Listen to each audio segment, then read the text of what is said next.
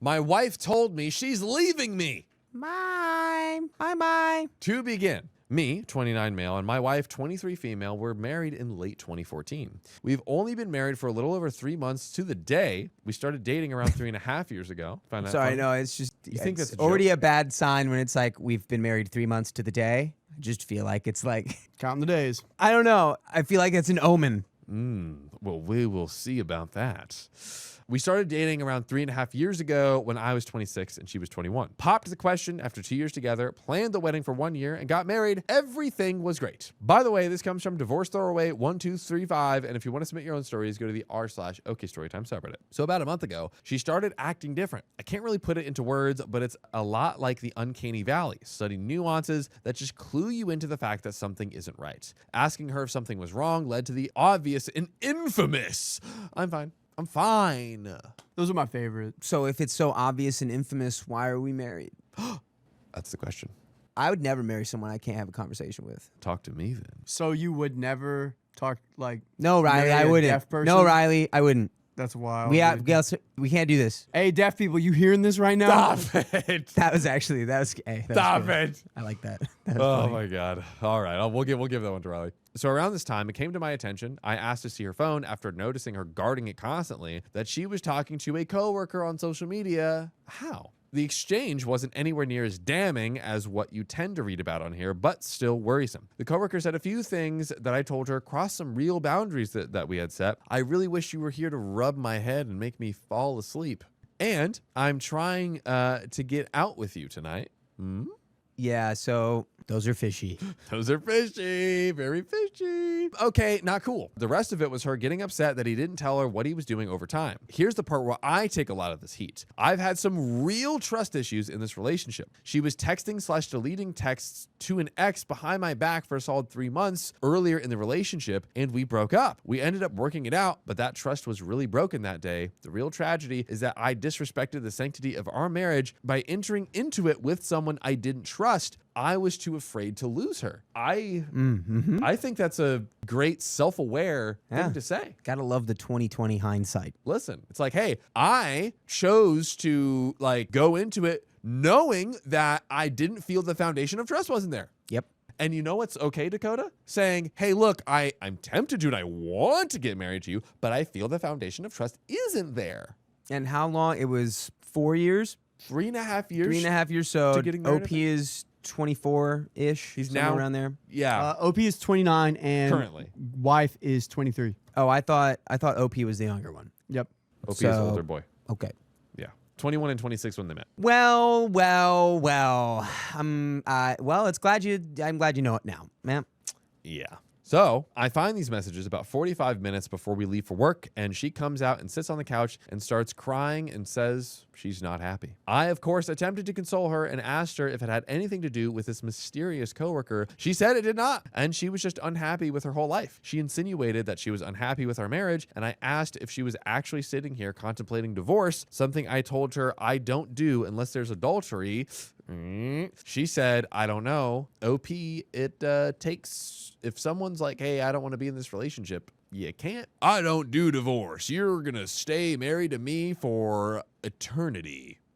Well, I mean, you told her what she needs to do to get divorced. Yeah, I was about to say. Here's the manual. Because, I don't know, if you decide to marry someone, wouldn't the I'm not happy in this relationship come up earlier? You know, you would hope. No.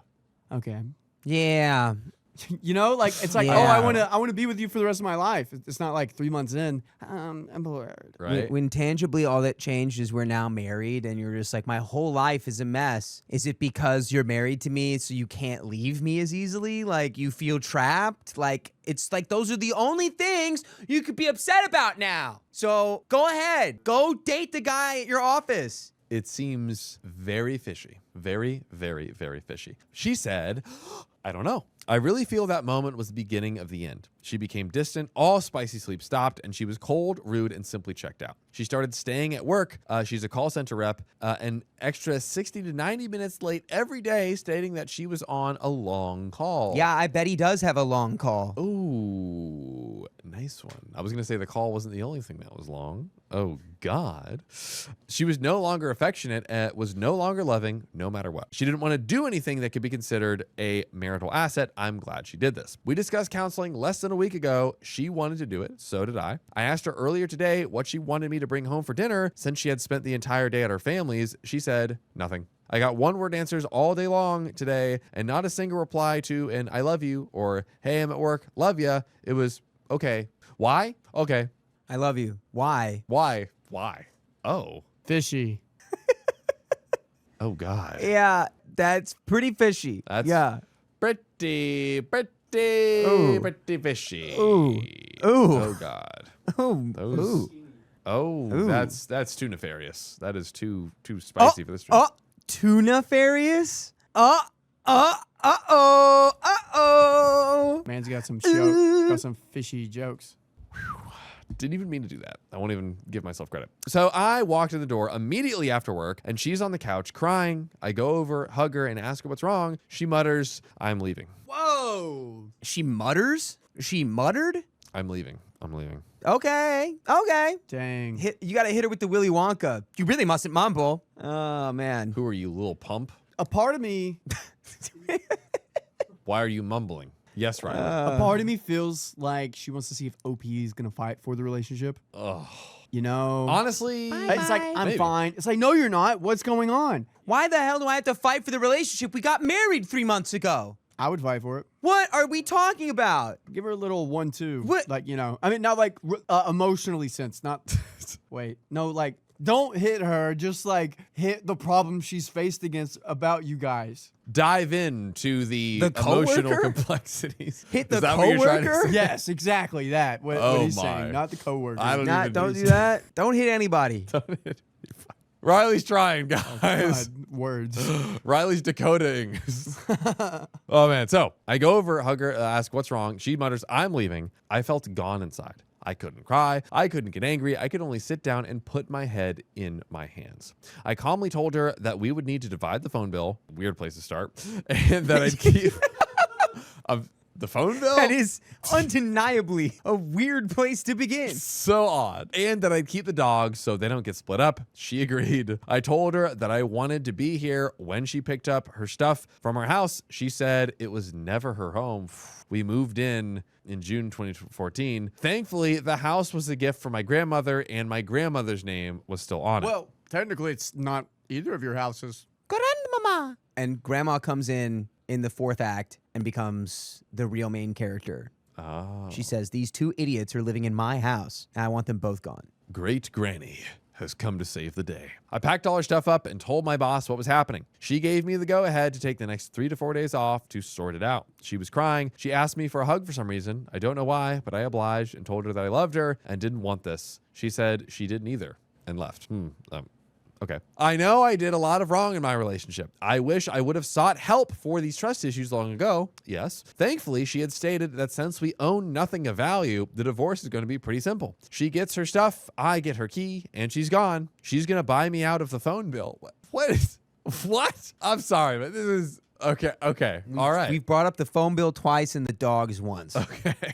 All right. I'm just going to let it lie. And I'll get her removed from the phone bill. This is just a secret advertisement for a phone company at the end of this. I would be so angry. It's just like, and then I found my wife on my beep.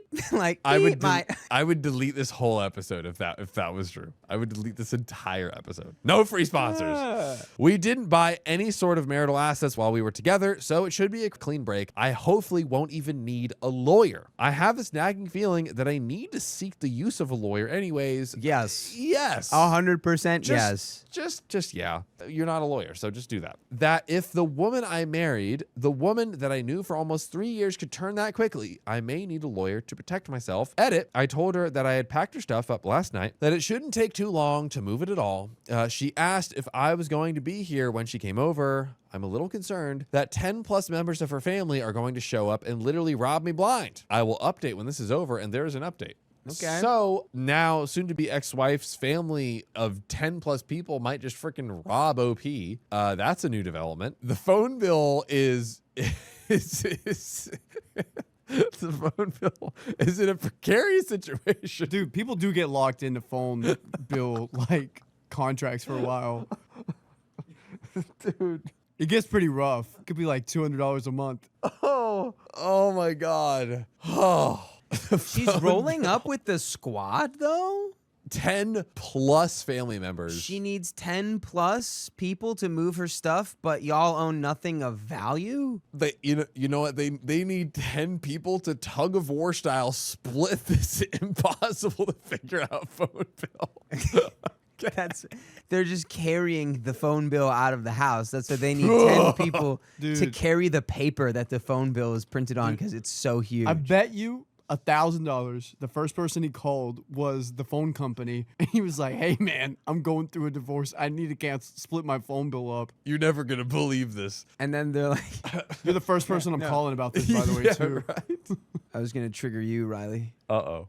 It's like, yeah, you call the phone company and then they keep you on hold for an hour and a half and hang up. Oh, my gosh. That did happen to me. Don't say it. Yeah, definitely record, be there, be present. It's like, it's not about like that, ooh, I don't trust it, but it's like, yeah, clearly things are ending. We need to like, I don't know, make sure no one's doing any foul play. Yeah. So I'll be there to make sure you take your stuff and not mine. Dakota, I have one simple question for you. Mm-hmm. And I'm so sorry to ask. I apologize with every piece of my soul. I forgive you. How am I supposed to record what's going on if the damn phone bill is up in the air? How do I call? How do I have the data to know I can store this information? Oh, my gosh. Pocket camera. Little Well, pocket how are we camera. supposed to order one with this phone bill That's true. situation? They're going to have to go to the public library. Oh my God. How wonder can he if get there if he doesn't know how to drive there wonder with if his you phone? can rent cameras from the library. Riley was telling me earlier today you can rent tools from the library in LA. Libraries are sick, dude. Was Riley's got a was that a mischievous lie, smile Riley? right now. Were you lying to me? No, I wasn't. I never know when Riley's lying to me or not because I just trust him. And he always takes advantage of that You know, trust and lies to me. Dakota, we're so trusting, you know, and Riley takes our trust like a phone bill and just rips it in half. Yeah, that's with right. no regard.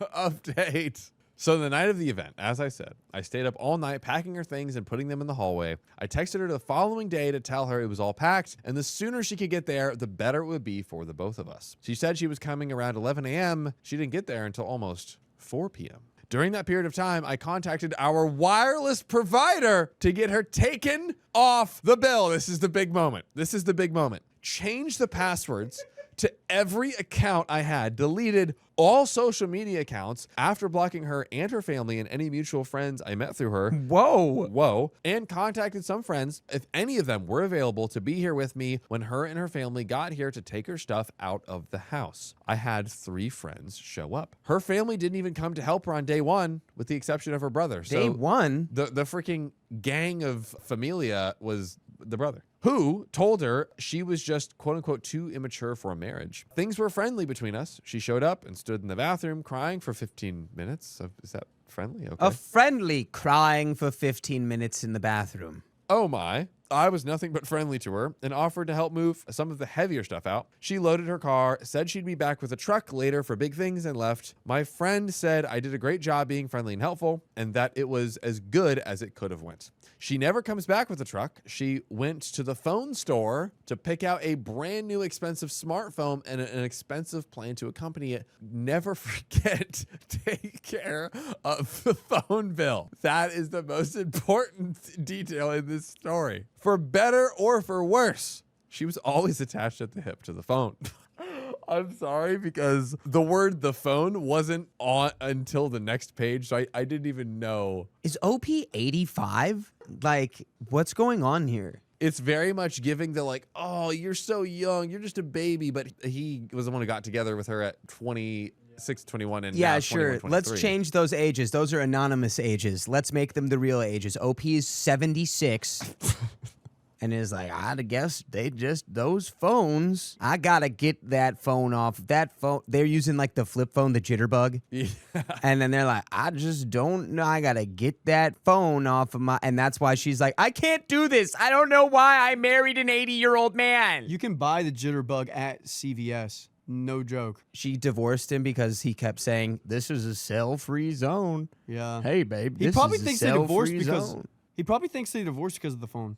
Honestly, at this point, I wouldn't be surprised, boys and girls. Kiss me through the phone. Ooh. That's what she's been doing with her coworker.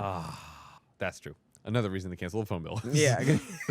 So, for better or for worse, she was always attached at the hip to the phone, so it made sense to me that this would be a priority for her. I am going to be charged a $300 to $400 cancellation Why? on the phone bill. I thought you just fixed all that. Why are we still? What's going Bombshell. on? Phone bill story, which she states she's going to pay with me. She claims.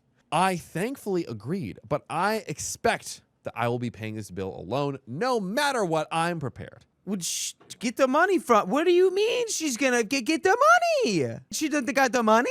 Get the money. Day 2. After a night with some friends, I need an extra bit of shut-eye, but she's calling and knocking at my door at 9 a.m. in the morning, bright and early. Part of me suspects she did this to avoid any of my friends being there. Part of me suspects she wants to show off her brand new phone. No, I'm just kidding.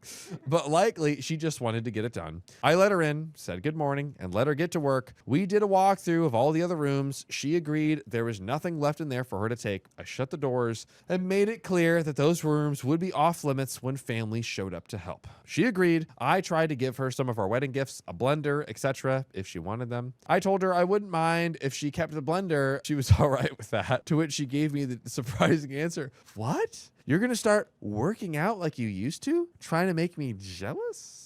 Ladies and gentlemen, the phone has taken the backseat to the new star of the story, the blender. Home appliances. No way. Are you gonna be using this blender for your protein shakes after you hit the gym, ex-bae? Dude, what are you trying to make me jealous? Because it's working. Literally, shut up.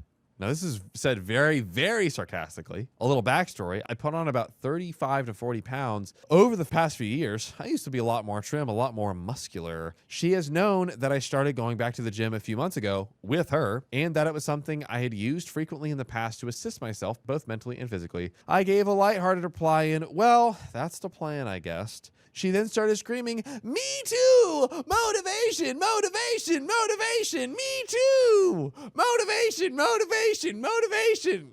God, I'm past. Shut up. Get out of my house. Get out of my grandma's house. And went back to packing her stuff. I started getting worried at this point. Maybe this ability I thought she had going into this isn't something she's going to carry through the entirety of it. She started finding little things to try and get me upset with. A Christmas ornament my 4-year-old nephew gave me because it looked like my dog. It had sat on my computer desk in the office for 3 years. She wanted it, claimed it as hers, and I gladly gave it to her. She wanted some brass moose thing and a piggy bank. As a mouse. But also, I had to stop you to say, why are you okay with that? I mouse. hate you for being Yeah. okay with that. Why are you okay with that? Keep the brass mouse. You say, no, you can't take the thing my nephew gave me. He's over it. No, you can't have that. It has sit on his desk for 3 years, so. I'd be like, give me your phone.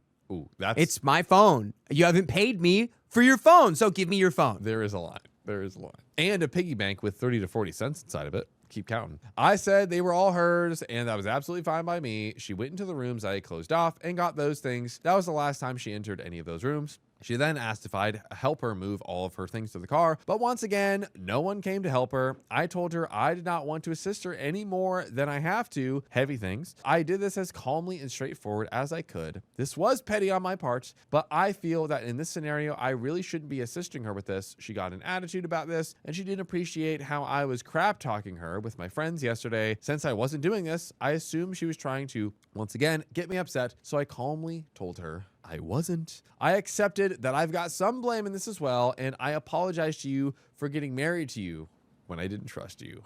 That's ice cold. It wasn't fair to you. It disrespects what our marriage is about, and I am sorry. Her demeanor seemed to change almost instantly. By the way, you know what you need to change instantly, Dakota? Is the fact that you, my brother in Christ, are not listening to our podcast on Spotify or Apple or wherever you get your stories. Yes, you right now. I'm not talking to you if you're listening on Spotify and everything right now, you're good. But you, watching on YouTube and all of that other stuff, go there right now to the pod app, search OK Storytime, and listen to over 2,800 episodes. Oh, we have a lot of episodes, by the way, that aren't on YouTube. Yeah. We have, by the way, a lot of episodes that aren't on Facebook, in case you didn't freaking know. Mm-hmm. And there's plenty of times where you can't watch us, so you might as well listen. You might as well. You have literally all these hours when you're sleeping. Great time. If you need a little background, whatever. If you're doing the dishes, if you're walking the dog, if you're lifting weights, if you're studying, if you're working at your job, if you are driving the car, these are all examples. Anyways, we're going to get back to it. We're just going to close this out. Yeah, I mean, I think just stop giving her your stuff, man. As we're also ignoring the fact that she clearly cheated on you when she was staying late at work for those 90 extra minutes. You could say emotionally cheating.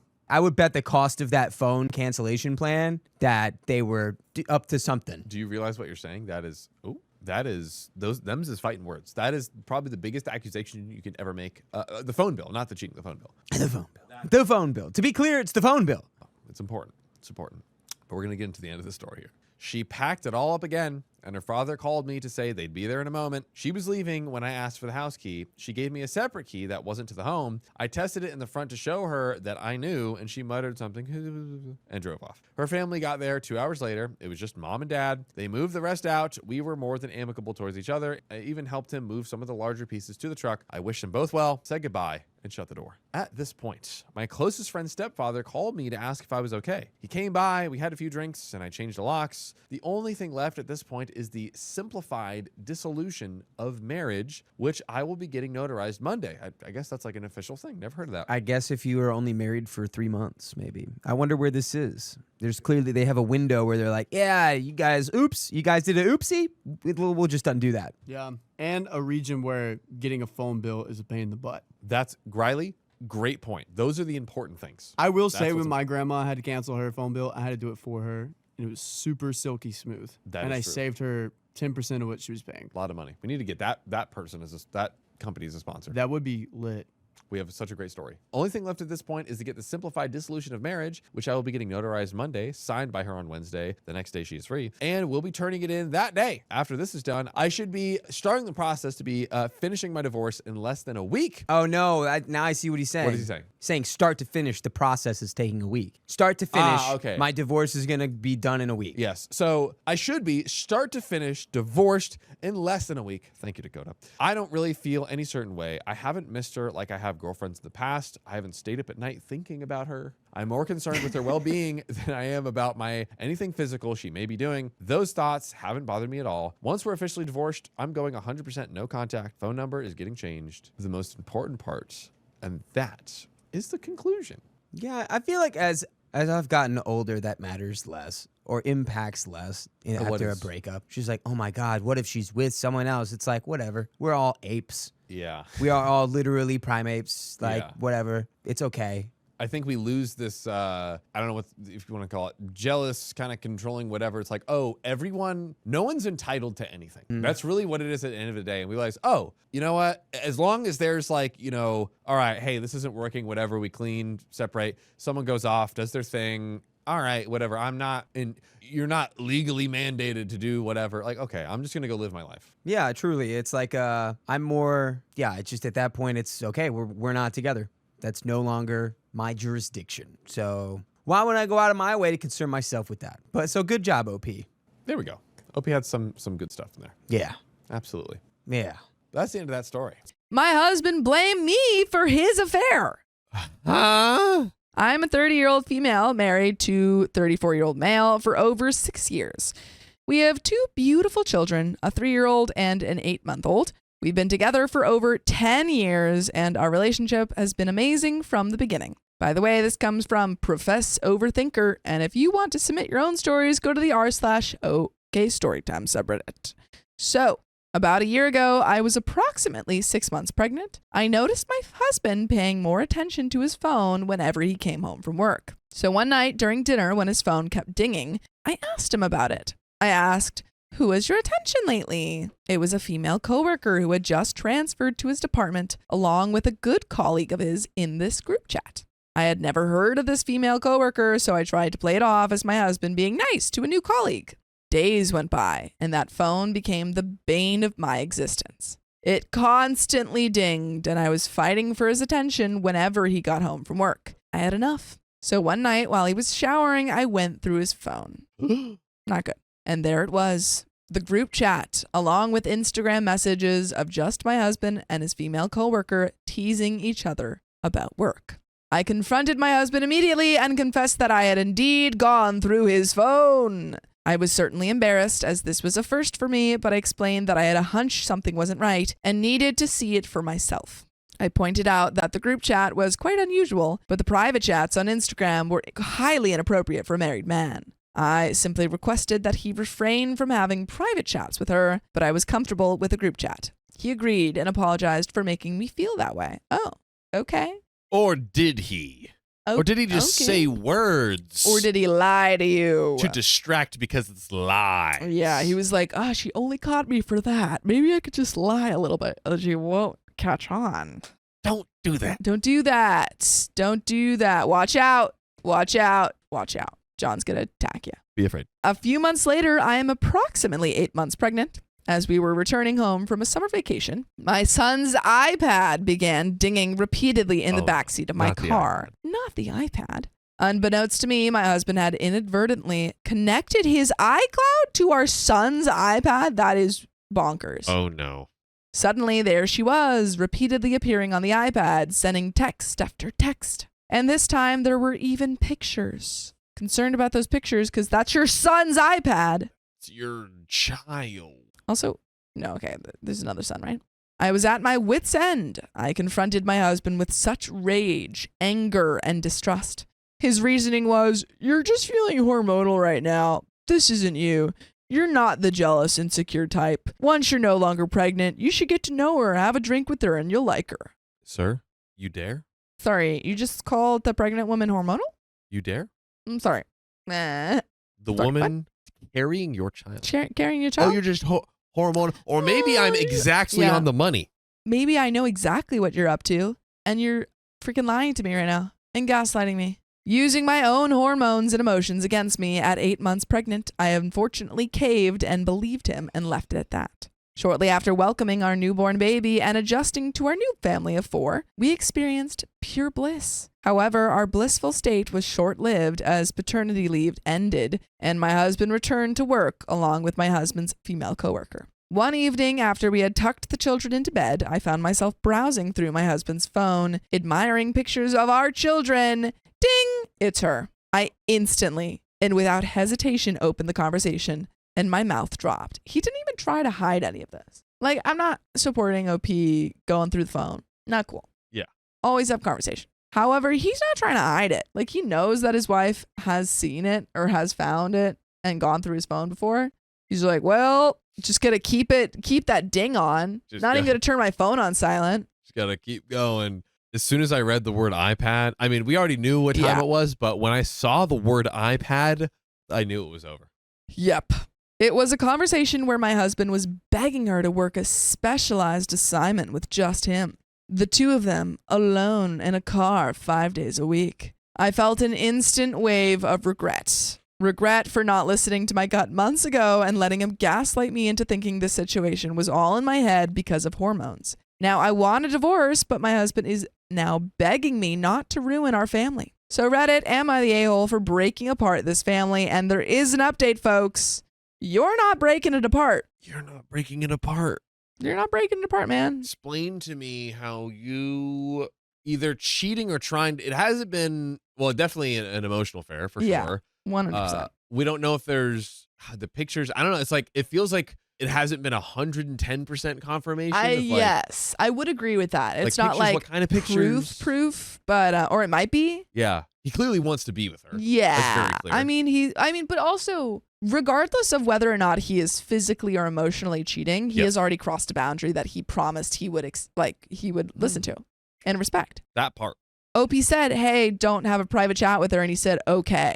He could have said, no, that's controlling. I don't want you to do that. But he said, okay, I will do that. I'll listen to you. And then he messaged her anyway. You're right. I'm sorry. Let me go message her over here and keep doing it. Which one is it, buddy? Are you sorry and you're not going to do it? Or are you going to keep doing it? Yeah. You kept doing it. Kept so doing you're it. stupid. Update: after reading all of these comments and absorbing the advice, I finally realized that I'm not hormonal and not the sole reason behind this marriage's failure. As for my husband, I've asked him to leave the house until I've made a decision. Initially, he didn't believe me, but when I took the kids and told him he'd better not be here when I return with them, he was beside himself. He completely lost it. He's begged me to reconsider, offering to block her, leaving his job, and doing anything else to keep us together. But a few months ago, I politely asked you to stop texting her privately. Great point, OP. Great point. His response was, I thought I was just being a friend. I didn't see it the way you did. What upsets me is that he didn't take me seriously back then. But now that I'm packing up our kids and leaving, he suddenly takes me seriously? Update 2. Before we get into that, do you have any thoughts? I'm just glad that OP has seen through his ruse. Yeah. And just I'm so sorry. I'll do all this stuff. Yeah, he's a liar. No. You're not sorry. You did it. You've showed me what, again, OP was very smart to call it out. Smart as Sophia, who is so brilliant, to say, you told me months ago that you would stop doing this. Well, guess what? Even if there's no cheating, the trust has Been broken. It's gone. So there you go. Absolutely. Agreed. Update 2. I returned home from an evening out with my kids, grateful that my husband respected my wishes and wasn't home when we arrived. After putting the kids to bed, I received a text from my husband asking if he could come over and talk so we could resolve our issues without involving the kids. I agreed. As soon as I opened the door, he handed me his phone. On the other line, I heard her, the female coworker. She was saying, hello? Hello? I immediately hung up his phone and demanded to know why he wanted me to talk to her. He claimed they had been discussing all night about how they could convince me that they were nothing more than just good coworkers. I reminded him that this marriage is between the 2 of us, not 3, and that the only person who needed to address this mess was himself. Also, again, she said, please do not talk to her one-on-one. And then he went and talked to her one-on-one. And now they're literally blindsiding you. Handing you the phone, and she's like, huh? Hello? Hello? Hello? Who's there? He insisted that I speak with her and even had the audacity to suggest getting that drink I told you to get with her a few months back when you were no longer pregnant and crazy. Oh, no. Stop. I'm gonna get ya. I'm gonna get ya. I told him, get out and have that drink for me because we're done. It took considerable effort to get him to leave as he sobbed about leaving his children. But I didn't care. He clearly still wants to gaslight me into believing that this is my issue with her, not his issue with disrespecting our marriage and his crazy hormonal wife. Well put. Relevant comments. Has OP met her husband's coworker? OP says, I actually met her before at a work gathering for my husband. He introduced me to everyone at the party except her. When I finally saw a picture of this female coworker, I knew I had seen her before and asked him where I had seen her before. He did say at the work party. And when I asked, how come you didn't introduce me to her? He replied, you were busy getting to know everyone else. Commenter 1, it's so disingenuous of your husband to beg you not to divorce him when he was actively pursuing this other woman until you confronted him about his behavior.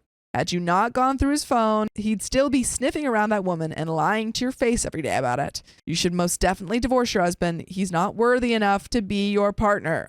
Big facts. OP says, I did ask him this too. I asked him what would happen if I never saw this conversation. He told me he'd most likely continue to lie to me about it. Well, at least he's not lying to you about that. He's like, yeah, I probably never would have told you. Sorry. Yeah. Yeah. Commenter 2 says your husband is the a-hole, not you. He has gaslit you for months, and it is possible that the coworker is unaware that he's married with kids as well. Try to get this across to her about all of this and go from there. All the best, OP. And OP says, I've actually reached out to her. She told me she's like this with all of her male coworkers. And then proceeded to try and add me on social media after she was made aware that she was causing rifts in our marriage and was shocked and felt horrible. And she definitely knew because she literally went on the phone. She's like, hello? Hello?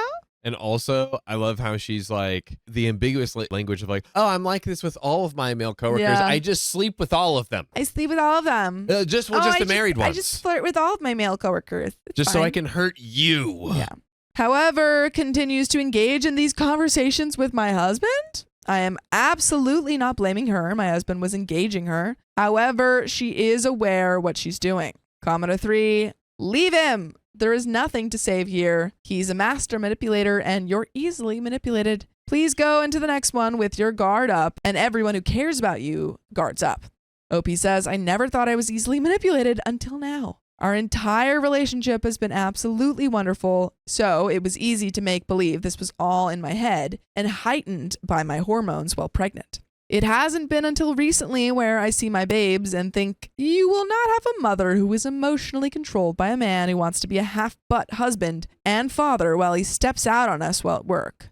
Commenter 4 says he'll return to the pursuit after OP calms down. He'll just cover his tracks, delete messages, get another phone, or only communicate in person with the other woman. OP says, this is what I'm afraid of. We are young, in our prime. I can't imagine 20 years from now this happens again with someone else because I'll be punting myself thinking I should have left 20 years ago when I felt fabulous about myself and knew I had tons to offer to someone else who actually appreciated me. And there are a lot more comments, but do you have any thoughts about that? I mean, OP is now thinking the right thoughts. Absolutely. She's like, wait, there's no reason to stay here. Nothing's tying me down. He sucks. He's prioritizing another woman. Bye. And I get to like in the beginning of the story when she first found about it, it's like you're kind of you can be shell shocked. You know, you're like, oh, I'm in this relationship. I'm pregnant with his child. Like all of these things, not in the hormonal way, just in the like, oh man, if I leave, you know, all these variables going through your head. And it's like, it can be hard to see it initially, but then it's like the reality settles in and you're like, oh, now I understand. Now I see this. I'm worth so much more than this man. Yes. And this man is going to keep treating you like garbaggio. And, oh, what's that? Oh, you don't deserve to be treated like garbage. You actually deserve to be treated like the queen you are. Yeah. Carrying the child, the baby. My goodness. Yeah, you should literally be groveling at carrying your feet. his baby. Are you kidding me? Carrying his baby, and he spent another time with another woman? Right. No, sirree. Also, Kaylee dropped this comment earlier in chat. It's way up there. But she said, maybe he's the more hormonal one with all his crying and begging. Literally. OP should send screenshots of text messages to her husband's HR department. OP says, I'm actually friends with his boss's wife and may have already dropped hints about how I don't like this girl because she's a pick-me girl. I've planted the seed. What kind of pictures are involved from the messages, which is what you were asking. OP says they are pictures of her that he took, all of them at work, so inappropriate attire. Absolutely flirting, cute, playful banter, teasing each other how they get on each other's nerves while at work. Showing her pics of her home, her saying, wow, are you rich? When he damn well knows I paid for the house. Ick. He sucks and he's poor. Yup. And he's taking it, you know, he's trying to take all of your credit. OP, not responds to a comment on if her husband is likely to be a cop.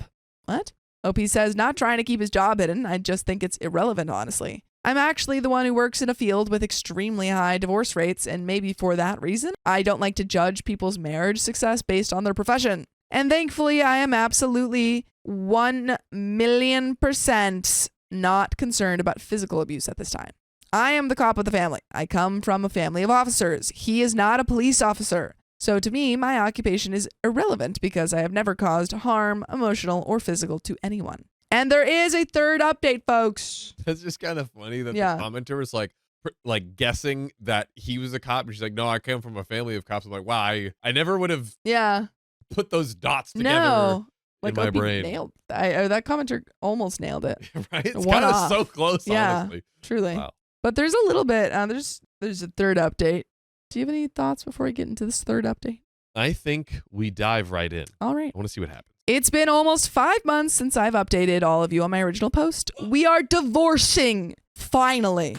Nice. Originally, we took some time apart to cool off, dig deep, and think about what we really wanted while not letting any of this affect our children to the best of our ability. We did couples therapy, individual therapy, and even a vacation away, just the two of us. Everything just felt like it was falling back into place, like before any of this was even a thing. I was starting to come to terms with the emotional affair and the gaslighting until, well, I'm sure you guessed it, the female coworker came back. Not that I think she ever left. I was so close to trusting him again, but for craps and giggles, I went through his phone one last time. And by God, wouldn't you believe I found a picture of my husband in his female coworker's car running errands for her. I didn't need an explanation. I didn't even read the context of how and why he was there. I simply laughed. By the way, you can always laugh if you listen to full episodes of stories just like this. Just go to Spotify, Apple Podcasts, or iHeartRadio and search up OK Storytime. Aha! Now that's a good line. But there's a little bit left to the story, so let's just finish her off. We put the kids to bed, and I said, do I need to make you an errand list in order to get your full attention? He automatically knew exactly what I was referring to. I told him to get out and maybe call into work the next day because he should spend the day looking for a divorce lawyer. And really, that was simply it. We are currently in the divorce process, and it's going as smooth as you can imagine. Getting all his legal advice from coworkers, LOL. Commenter 1 says, girl, I knew it. I'm so proud of you for not falling for his BS. You gave him every chance and he spit in your face, trying to convince you they were just friends. I'm curious, but did he run to her? Hopi says, I can only imagine if they weren't having relations before, they are now. However, it wouldn't look good in court to be in a relationship with a woman you were having an affair with while claiming you weren't. Automatically untrustworthy liar. And folks, that is the end of that story. Wowie. Well, OP in the end made the right decision. That's correct. Yeah. You know? Because that guy was, if he hadn't already, he was emotionally cheating on you at the very least.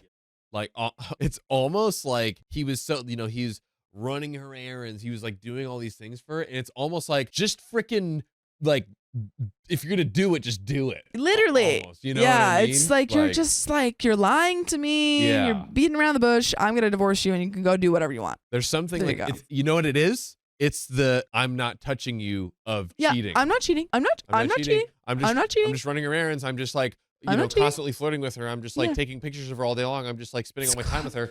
I'm just trying to get a work assignment so I can be in a car with her 24/7. Yeah. Bad news bears. You're emotionally cheating on your wife.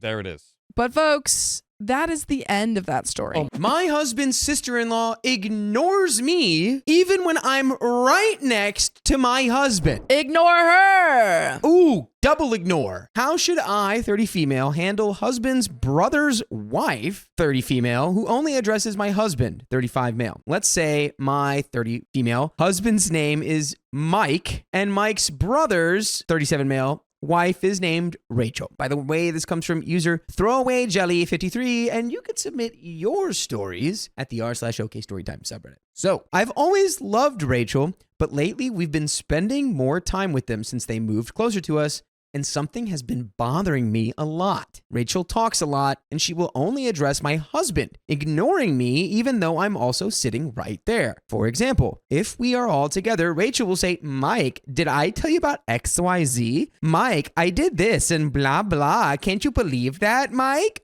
Even though I'm also sitting right there. Rachel will only ask questions to Mike directly and never to me, even though I'm sitting right there. And I'm the only one who knows all the answer to those questions. Once Mike was on the phone and I was sitting with Mike. Rachel came up to us and said, Mike, can I ask you a question? Mike was on the phone, so I offered to help. Rachel said, no, I need Mike. When Mike got off the phone, then Rachel asked, Mike, can you tell me how to do X? And Mike didn't know, so Mike had to ask me to do it for him. This happens all the time. Even though I know most of the answers to all of her questions, she insists on asking Mike only and never asks me. I'm planning to just keep things cordial and minimize the time we spend with them in general. But we have a trip already booked with them coming up soon, and now I'm dreading it because of Rachel's behavior. My husband does not notice at all. In fact, Mike thinks Rachel's great. Mike compliments Rachel's cooking and other stuff a lot. He only thinks very highly of Rachel in general. How should I handle this? Should I bring it up to Mike and ask him to address it? I don't want Mike to think I'm insecure. I also don't want him to start realizing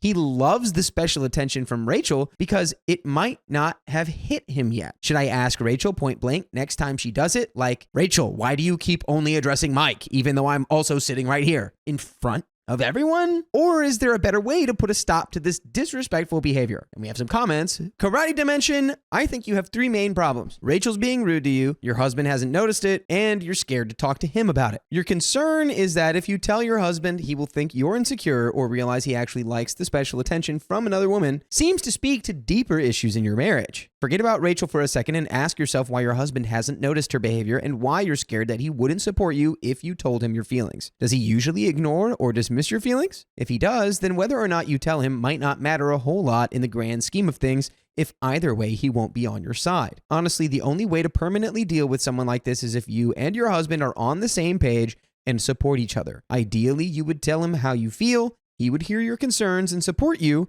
and then he would refuse to give her attention when she's rude to you by saying things like, I don't know, but you should ask OP, or I'm busy right now, you'll have to ask someone else. And if that doesn't work, you would mutually agree to spend less or no time around her unless her behavior changes. What an excellent comment. What else? Very succinct. Yes. Little- And I think that is excellent advice. I think OP seems pretty worried about her husband's reaction. That but, is true. OP responds, my husband hasn't noticed Rachel's behavior because he's clueless and he knows she is mostly nice to me in general. I'm scared he wouldn't support me because he would genuinely think I'm overreacting since she is mostly nice. She's not malicious to me, and at times she is caring to me. That's why I myself get confused about what is going on with Rachel. Also, it's his brother and they're very close. Mike wouldn't be happy that I don't want us to spend time with his brother just because I think his wife is disrespectful. But thanks for explaining why I should get him on the same page as me first. You all convinced me I need to talk to my husband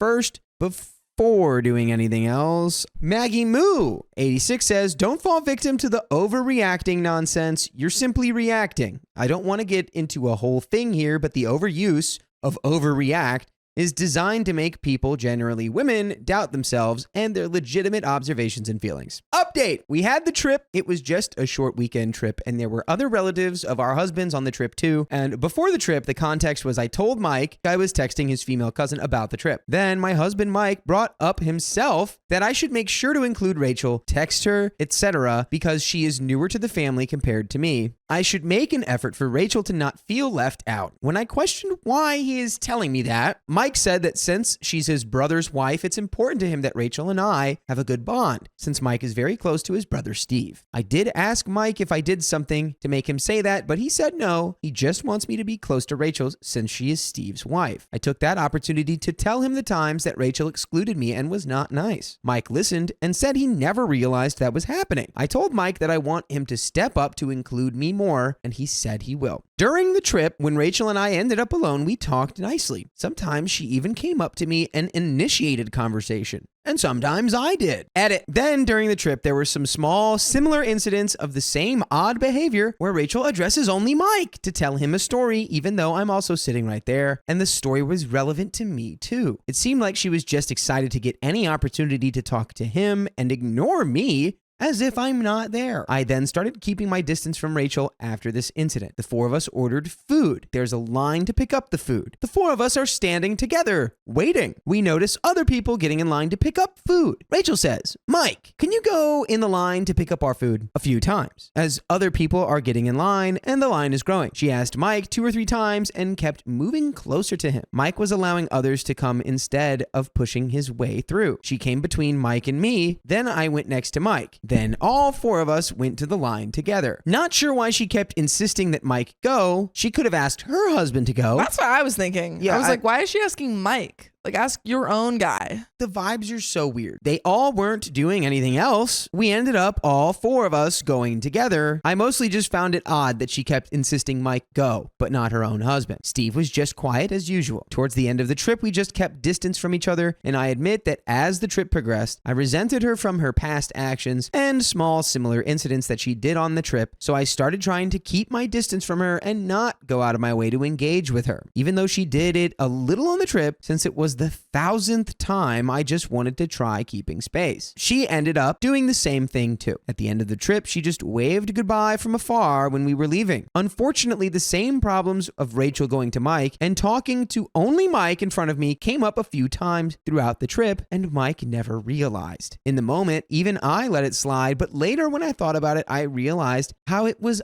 odd behavior. It didn't happen very often because there weren't many opportunities for Rachel to interact with Mike given the large group of relatives on the trip, but the problem is still not resolved. Rachel's still disrespectful and Mike does not realize when it's happening. Edit, after the trip I was angry, so I told Mike that because Steve took care of Rachel to include her and Mike told me I need to include Rachel, then Mike should also include me. I complained to Mike about the times that Mike's brother took good care of Rachel and the times Mike did not do the same for me on the trip. Mike got defensive and also said it's because he knows I can take care of myself. I admit I didn't handle this situation the best with my husband because I just ended up complaining to him, which made him defend himself. At least he never tried to defend Rachel. I admit I didn't handle this correctly and I want to do better going forward. I won't be petty, but I'm seeking advice. Not sure when we will see them next. I regret that I stopped engaging with Rachel. I realize now I should have continued to be the usual nice and engaging person with her, but I'm fed up that after 2 years of being nice, nothing is changing. My original post still stands that I don't want this behavior from Rachel to continue. By the way, you can continue listening to full episodes with stories like this. All you have to do is go to Spotify or Apple Podcasts or wherever you get your podcast from and search OK Storytime. We do have a little bit of story left. I think we've already made it clear. Just confront Rachel. Why are we talking around her? I just it seems like Mike's just doing nothing. Mike is just like, yeah, of course, yeah. And now they're just kind of going in this circle. Just talk to Rachel. Get the whole gang involved. Enough of this hullabaloo. Okay, well, let's finish this. Someone said I should mention here, we're American, but we come from a culture or religion where it's disrespectful for married women and men to befriend the opposite sex.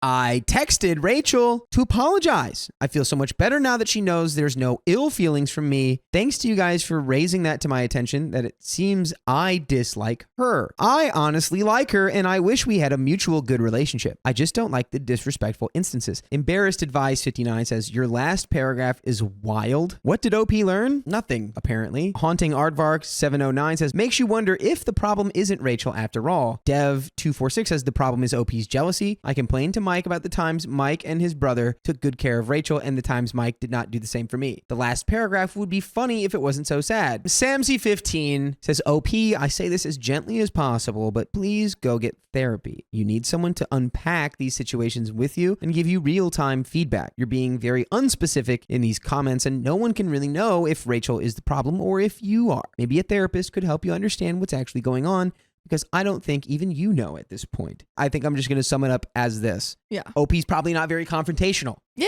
OP not very she was trying to go comfortable. through Mike, so it doesn't seem like she wants to have that one-on-one conversation with Rachel. Not comfortable confrontation, misconstrued, misunderstood an interaction early on. Yeah. And held on to that, maybe because of like maybe she's got a little anxiety, the social anxiety. Maybe so it's both like an Rachel and OP thought. have She social can't anxiety. Stop thinking about it. And again, we came to the conclusion, you know what would have solved all of this? Conversation. Just two people yakking. But that is the end of that story. I accidentally discovered my wife's explicit photos with another man, so I ended it between us. It's time to throw that phone in the water. I, 34 male, met my wife, 32 female, 7 years ago at a party. He was the out of your league girl no one hit on, and I was the awkward boy in the corner trying not to stare. 25 and 28. By the way, this comes from Red Carpet Blues. And if you want to submit your own stories, go to r/OK Storytime subreddit. That is not their ages. 25 and 27. That's how old they were when they met. Eventually, she was introduced to me by the host. We bonded over a shared love of darts, went on a few dozen platonic outings together, and after one drink and darts-filled night a year later, we wound up in her bed in a relationship. A year later, she proposed to me. She's the power person in our relationship. I am working as a chocolatier. She's a vice president in a large corporation. She works long days and longer nights. I cook and keep the house clean and work 5 days a week in a small artisanal shop downtown. We're pretty high end, so I am making good money, but she's making way more than twice my salary. So she buys the toys for the house, including a new set-top box for the TV. The set-top box has a screensaver mode where it rotates pictures in your Apple photo library. Oh no, I see you. Last week, she was still at work. I came home for my day and the TV, which I've used to watch a YouTube video that morning and definitely had turned off, was on screensaver. On it were pictures that must come from her phone showing her in our living room, one of her female friends, and a guy I've never met in very explicit photos. Party of 3. On the TV. The pictures move around the room. So I think there must have been a fourth person taking pictures with her phone. That's crazy. But I didn't see that person. This is Dude, ouch. my gut hurts. This is ouch. Oh. What was weird was that she was wearing a bandage on her hand, something she'd done that morning after complaining about RSI. I left the TV on and was very shocked, but decided to leave the screensaver and see what she had to say when she came home later that evening. When she came home, the pictures seemed to have disappeared. They haven't shown up anymore since then on the TV. Dude, you should have been like, proof. Freaking saw them. Yeah.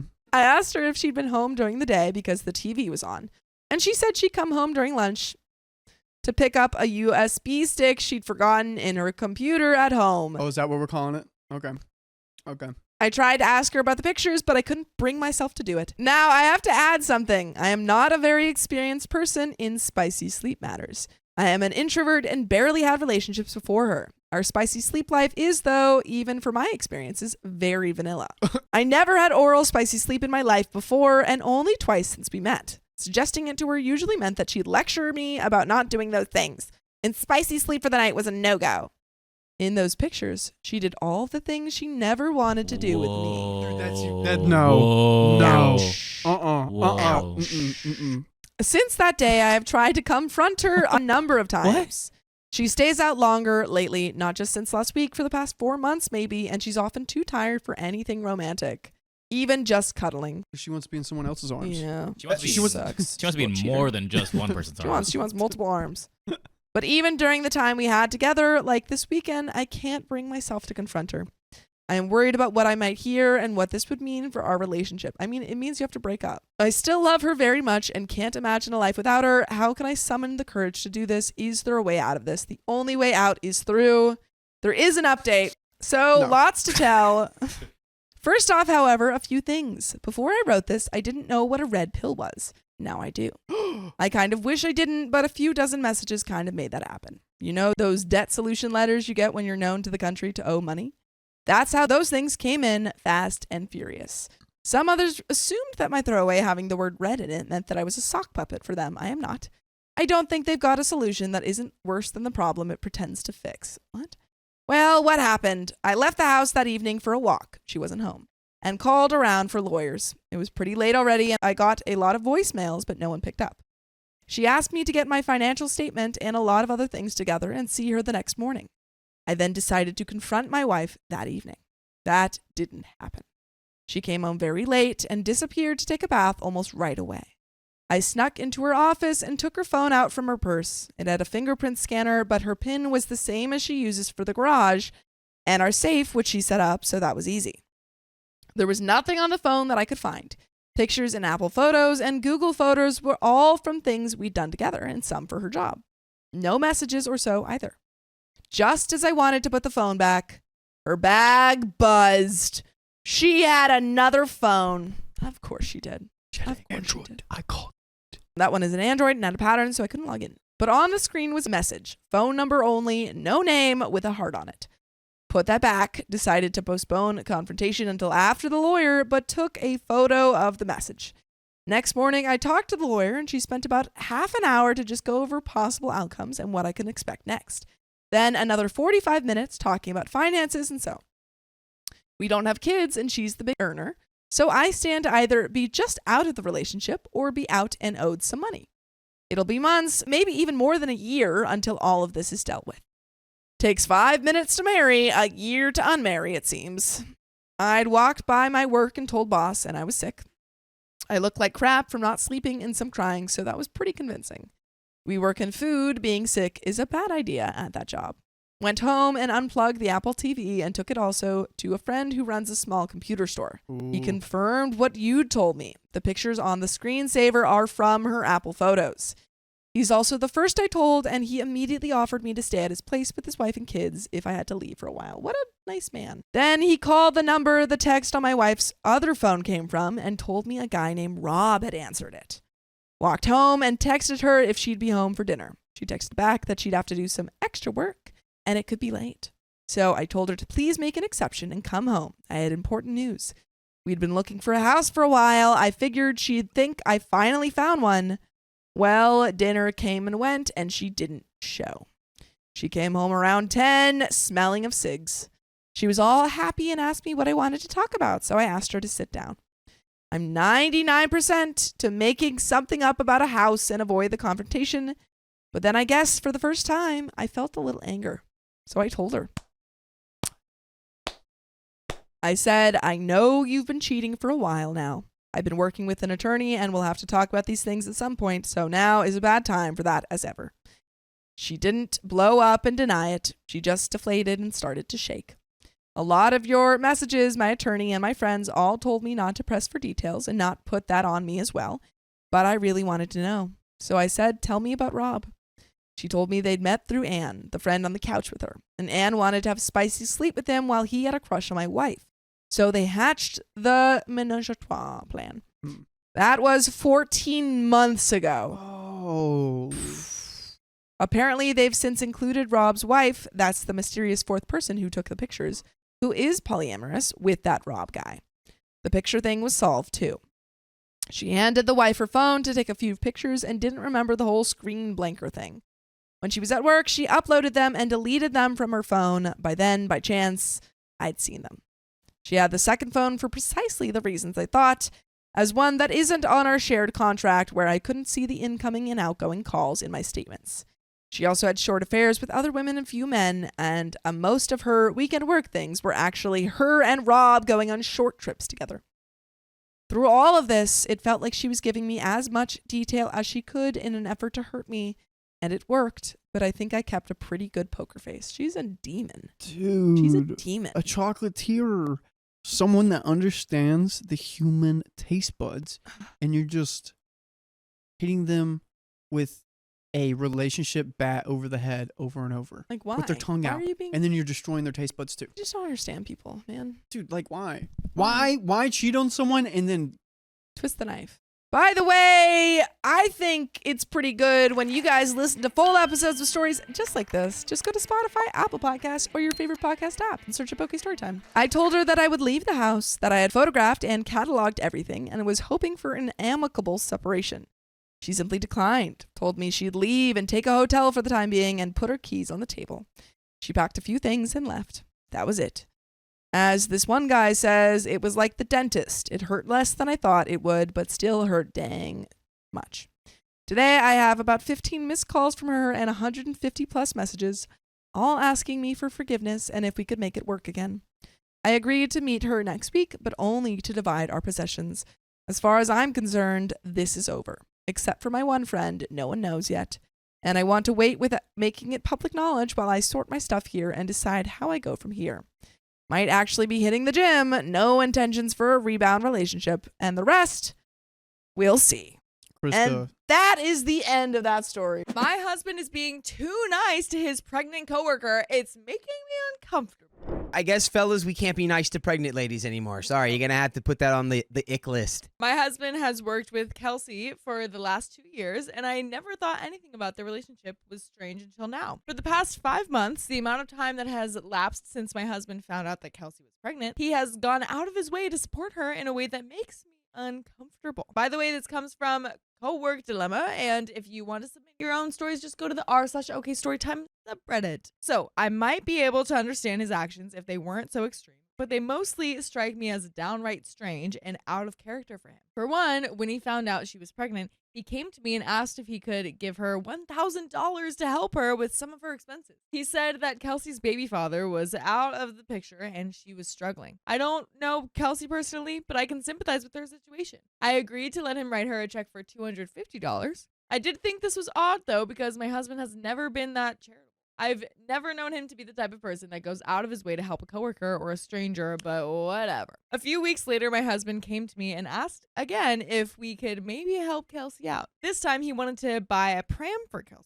The one he had picked out was quite expensive, so I wasn't comfortable with just giving him the okay. We spent about a week discussing it before we finally agreed to purchase a cheaper one for her. This came after he asked her if the second one would be okay. I took this opportunity to ask him how much more money he wanted to spend on Kelsey and her baby. We had already spent $500 on them at this point, and I was starting to get concerned. We had a fight about this where he accused me of being selfish. He said that he was trying to do a good deed for someone and that he thought that I would be happy to support a young mother-to-be like Kelsey and her baby. I did feel a little guilty afterwards, so I backed off. Fast forward to last week. I found out after the fact that my husband had bought a $150 gift card to Babies R Us for Kelsey as a Christmas present. We had another fight about how much money he's spending on her and her baby, and again he accused me of being stingy. I asked him how much more he had planned to spend, and he told me that he didn't know. I asked him if he could see how the situation could make me uncomfortable and how it might lead me to think that something was going on between them. He said that he was disappointed that I would think his good deed was anything other than him trying to help a coworker. He has been giving me the silent treatment since that fight and making passive-aggressive comments, which is frustrating. I can't get him to understand that my concerns are legitimate. Besides, it's not like we have the ability to keep spending this kind of money on Kelsey. In addition to spending money, my husband also has spent a lot of time helping Kelsey in other ways. He's spent time fixing up things around her apartment before the baby comes and doing other odd jobs for her. All of this makes me extremely uncomfortable, but anytime I bring it up, he accuses me of trying to stop him from helping someone in need of assistance or being greedy. He won't acknowledge what I think is very worrisome behavior. At this point, I wonder what I'm supposed to do. I think he really is trying to do a good deed, but part of me worries that something else is happening. I don't want to believe that he would cheat on me. He's never given me a reason to suspect this, but I can't help but wonder sometimes, especially when he's gone with Kelsey to her OBGYN appointment on 2 occasions, though he claimed it was because she needed a ride. Does he have a point? Am I being selfish for hassling him over helping Kelsey? How should I try to get him to understand that his behavior is making me uncomfortable? I'm not sure how I should handle this situation. Nothing seems to be working. There are some comments. Comment number 1 says, sounds like she's pregnant with his child, TBH. Oof. Woo. Yeah, sorry. I promise I didn't write that. That wasn't me. I believe you. I mean, honestly, this is a very, possible outcome. You're either doing the worst thing ever or you're being absolute sweetie pie to the point where it's making people suspicious of you. Yeah. OP responded to that. It does seem like that could be true. Only thing is he's never given me a reason to suspect him of cheating. No late nights at work, no business trips, no other odd behavior. And another response to that says, but if they work together, it seems pretty easy. I had a fleeting thought about this when I read your post, but then I got to the part where he went to her OBGYN appointments and WTF. Exactly. The comment continues, there is no doubt in my mind. Why would a man go to someone's OBGYN appointments with them if this were the case? I'm sorry you're dealing with this. You really need to ask him point blank. Another response says, I think that if he was chipping in with a few other colleagues, there you go, to purchase her gifts, then it's all understandable. But that isn't the case at all. But you said he goes over to her apartment fixing things and also odd jobs. When he first said that he's going over to her apartment, didn't you find this odd? That is spending time away from you. I guess I don't understand why this didn't cause a problem or a red flag. Does he normally go over to other coworkers' homes and fix things? Another comment says, does Kelsey even know you exist? She's definitely pregnant with your husband's child. The only questions are, has he been lying to her about his marital status? And are you going to make him truthful when he tells women 10 plus years younger than him he's single? OP responded, I don't know. I always assumed she knew I existed. And we do have an update. So, John, you've been dancing a lot. I'm going to give you a live demonstration and you're going to see it too. Show me those hips. Oh, damn. That is a good move. But you know what is also an amazing move? What is that, Sam? Becoming an OK Storytime member. Yeah, that's freaking right. We have 60 plus hours of exclusive live streams on Monday, Wednesdays, and Fridays. It's only $5 a month, so go to the link in our description, youtube.com/OKOP show/join. Well, let's get back to the story. Since many of you asked for an update and you were kind enough to offer advice, I've decided to give one. The first thing I did after making my initial post was to confront my husband directly again. I asked him point blank if he was so involved with Kelsey's pregnancy because he was the father of her child. He denied it. Okay, so like I will say, pro tip right here. Okay, a lot of times you gotta make them squirm. You gotta make them not know that you know, or that you think you know. So you gotta be like, like I know, and he goes, like, you know what? What? I know. Yeah. And then you just wait. And he's like, And if he's like, and if he's straight up like, okay, like what? Yeah. What like are you what, doing? that I like didn't do the laundry. Right, exactly. Like if Yeah. it's like incredulous, like okay, like Yeah. then I would. But if he immediately starts sweating, like no, you know what? You know what? What do you know? Then you know Right. something is off. Right. Absolutely. I then asked him to introduce me to Kelsey since he had given her money that belonged to the both of us. When I mentioned this, he got very defensive and accused me of being insecure. I responded by saying that I at least had the right to know the person I was helping and that he shouldn't have a problem with me meeting Kelsey if nothing was going on between them. He then told me that he wasn't going to introduce us and that I needed to work on my jealousy issues. That's Oh my weird. God, Red that flag is there. Super weird. That is super weird that she is helping this person. Like again, if it was like an actual friend, she would know, and Right. she would probably be friends with them too. Yes. Yeah. And if this really is like joint finances that are being shared here, Big problem. I guess in my head I'm like they're making like $10 million a year or something. Yeah, I don't but- know. It's like, but I'm sure that's. I mean, No. maybe that could have just also been OP being like, I mean, we're not going to give her money for the rest of her life, yeah. which is like, I don't know. Yeah. the- It could go the- either way. So far, the last big question mark for me is the finances. Like, It's how like, much money are you? can you actually afford doing this? Yeah. Because But- that would make more sense. Honestly, though, even if they could, like, she still has the right to like know who she's helping course. out, like, and know who she's spending money I'm at like 98% sure that there are very bad shenanigans going on here. on. Oh yeah. Yeah, he is not. Yeah, not good. I decided to contact Kelsey the next day. Whoa. Ooh. I found her, or at least the woman I thought was her, through a mutual friend's Facebook page. I sent her a message telling her who I was.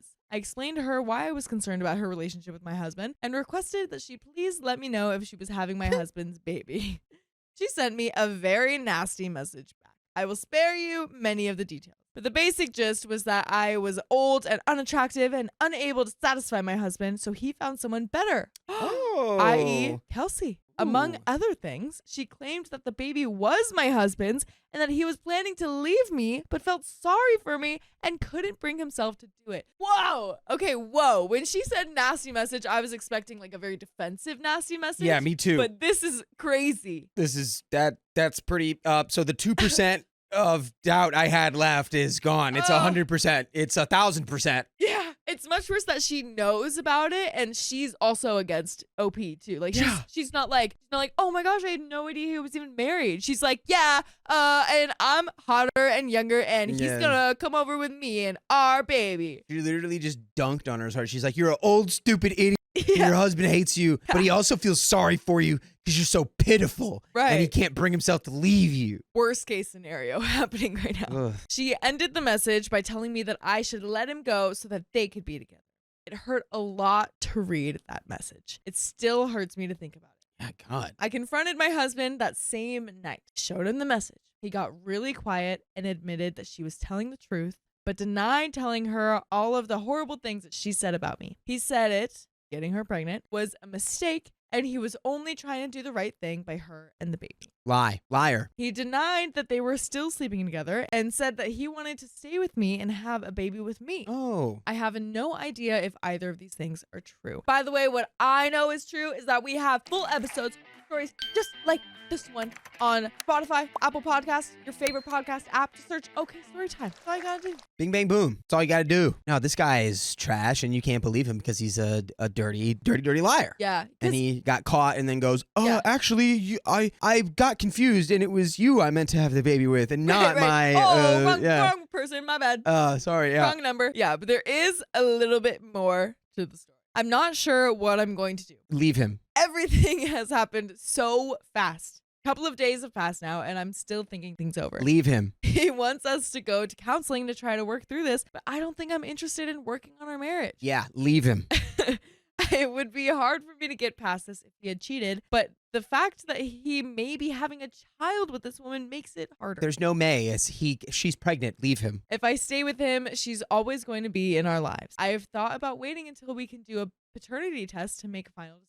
but I don't know if I want to do that either. It may be easier if I just make the change now. I've started looking for divorce attorneys. Most of my family and friends have told me that I need to get out of this marriage, and each day I get closer to making that move. I just need a bit more time before I'm ready to make that decision, and that is it.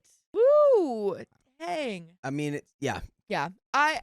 Listen, obviously the dad is in the wrong. I do agree. It is good that he is at least not leaving this woman all alone with this baby. You know what I mean? Like at the very, very least, it's nice that he's like, gonna support her and like show up for the baby. But obviously this is the complete wrong way to go about it. Entirely, If you want to do the right thing, part of that is admitting to your mistake and like ending your relationship with your marriage or telling her up front or something like that. Yeah. It's not like, maybe I can like live a lie for the rest of my life and have the best of both worlds. It's like, you have to own up to what you did and be like, I've made a terrible mistake. You're probably going to leave me. Yeah, that's the end of the story. I learned a truth about my wife's past, and it ruined our marriage. Oh, you should have lied. I am a 27-year-old male, and my wife, Addison, is 26. We started dating 6 years ago, married for 4 years, and have 2 children together, a 4-year-old daughter and a 3-year-old son. By the way, this comes from Moist Bookkeeper 7565. And if you want to submit your own stories, go to r/OK Storytime subreddit. So our relationship has always been great. Well, we have a serious connection on many levels. I honestly feel like it's meaningful and filled with love and adoration for each other. My friends and family love her, and her friends and family love me. So cute. We all get along and have a great time together, to the point where we went on vacation with her friends, and when we started our family, her friends made sure to continue being close with us, even including our kids. This means a lot to me because I know having children can sometimes strain friendships. I personally know of people who have children and their friends distance themselves from them, but luckily that wasn't the case for us. Our relationship has always been strong, and we have great communication and chemistry. Everything is perfect. For now. When our children were born, I took off work and stayed home, making sure that aside from breastfeeding, I took care of our children, not letting her lift a finger so she could focus on healing and adjusting to motherhood. She has thanked me for everything I've done during and after both pregnancies, telling everyone how lucky she is and that I am a great father. Again, nothing could go wrong. I never hesitate to brag about how wonderful a mother she is and how I'm lucky to be her husband. I say all of this to show just how happy and loving our relationship is. About 3 months into dating, we were hanging out with her friends Ethan, Brian, and Sarah when we decided to play Never Have I Ever. Long story short, I ended up finding out she had been in a menage. She was friends with a girl named Brittany who was in an open relationship with a guy named Sam. I guess at some point they had arranged to have. The couples had a small get-together and invited Addison, Ethan, Brian, and Sarah. And at some point in the night, she ended up having the menage with Sam, Brittany, while Ethan, Brian, and Sarah were in the living room. They all ended up crashing at Brittany's and Sam's place, leaving the next morning. And honestly, I found it a little weird that she invited her friends to have that little group adventure. When I asked why she invited them to go with her, she said she didn't want to be alone. Other than that, it didn't bother me. Everybody has a past, and I knew she had previous relationships before me, so it wasn't a big deal at the time. Okay. Yeah, I feel like this is not a problem right now as long as it wasn't overlapping with the.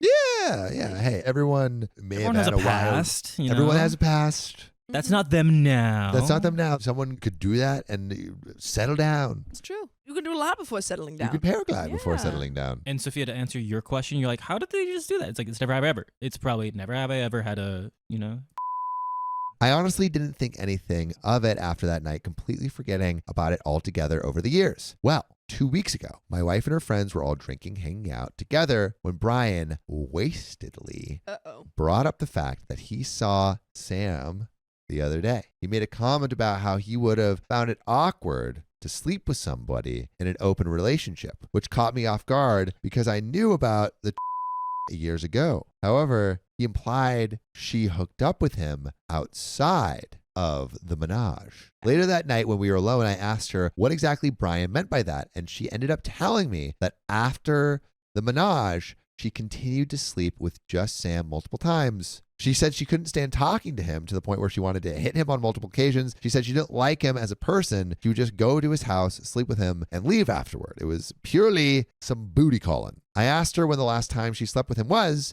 and she told me it was about 2 weeks before she met me. So no overlap. Okay. I don't know if there's not an issue. understanding the problem.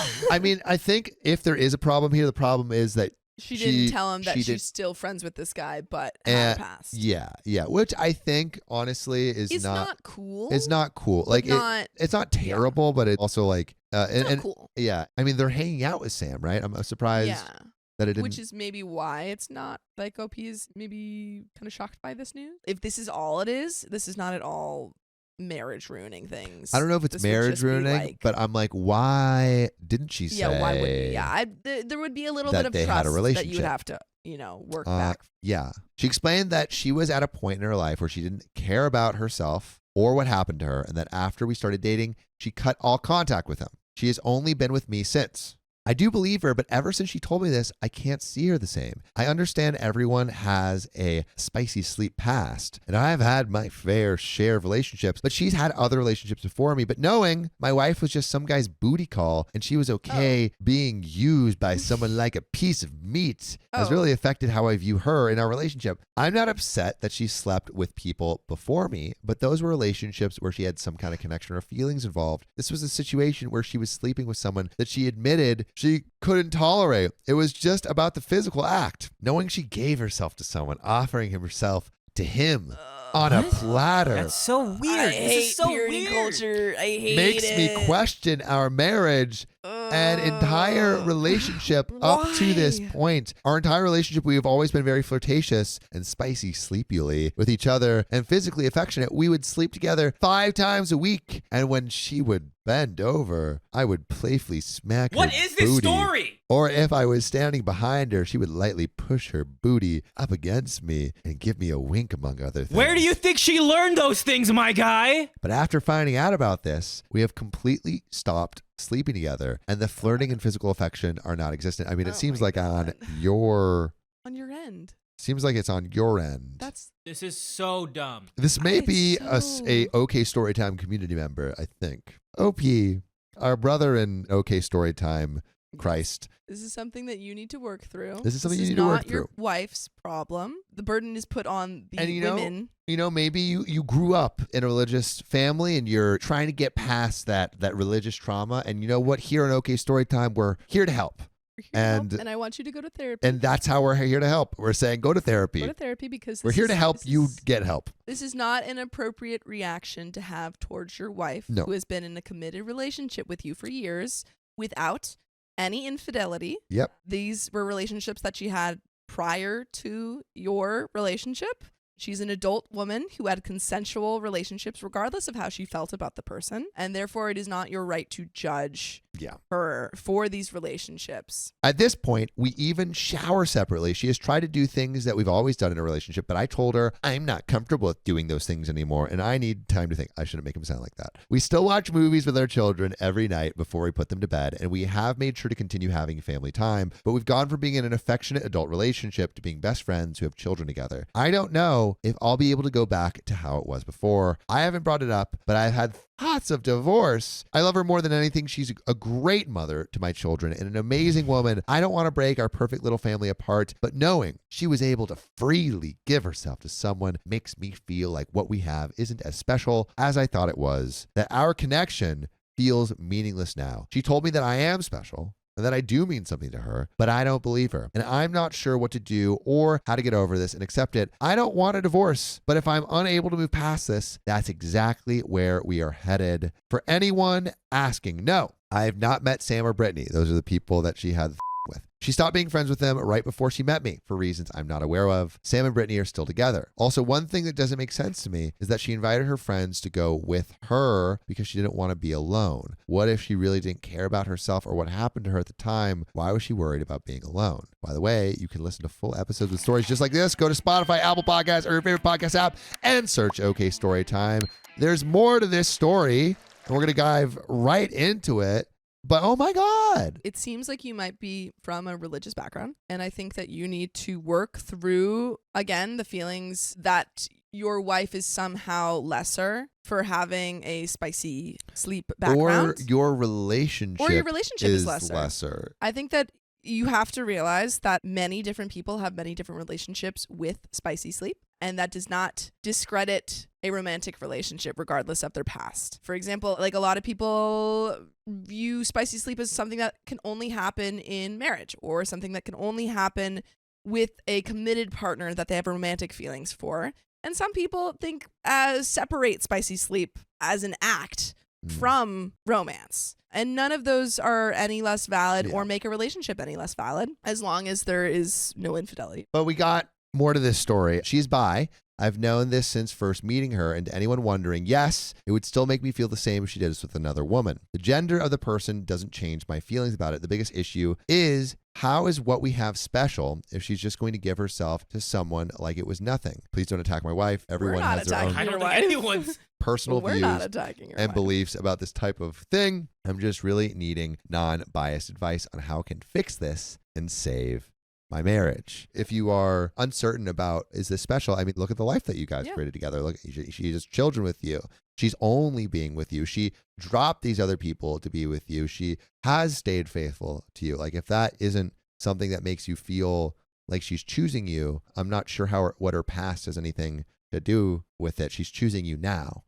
But we got comments. Wow. This is a lot. The issue I have is that she didn't owe you her spicy sleep history unless it came with her having kids with someone else before you, or if she had an STI she could expose you to. You act like she no longer is the same woman you love because you know she had casual spicy sleep with someone before you met, or like she has no value or morals as a person because she was at a low point in her life and had low self-esteem before she met you. It's probably why she even gave someone as immature as you a chance with her. The statement that you can't believe your wife just gave herself to some guy shows that you feel some ownership over her, or you feel her behavior reflects poorly on you. This just seems like it's all about your ego. The whole reaction you're having is pretty crappy. You're pulling away from her because you have new information about her spicy sleep past that was really none of your business. Do you hear how this sounds? Did you tell her about every woman you dated or had spicy sleep with, or why when you met her? Why does it matter anyway? The only thing that is your business or matters at all is anything that happened after you two were together. You have kids with her, bro. You say your marriage was great before this, so either go to marriage counselor or deal with your feelings and work it out with her, or get over it. This is your problem. Get your head out of your butt. Think about how your immature behavior is affecting your kids and wife. Seek help for your full tunnel vision and pray your wife forgives you for the alienation of affection, which is a legal term and a good reason for a divorce. She doesn't need to apologize for something she did before she met you, and you have no right to judge her for her past. I mean, you're acting like she was a streetwalker who serviced hundreds. This is the mother of your kids. You're just supposed to love and support her. Get over yourself and grow the F up. Just get back to looking to the future and forget the past. The one thing I would say is like, oh, you're not entitled to someone's spicy sleep history.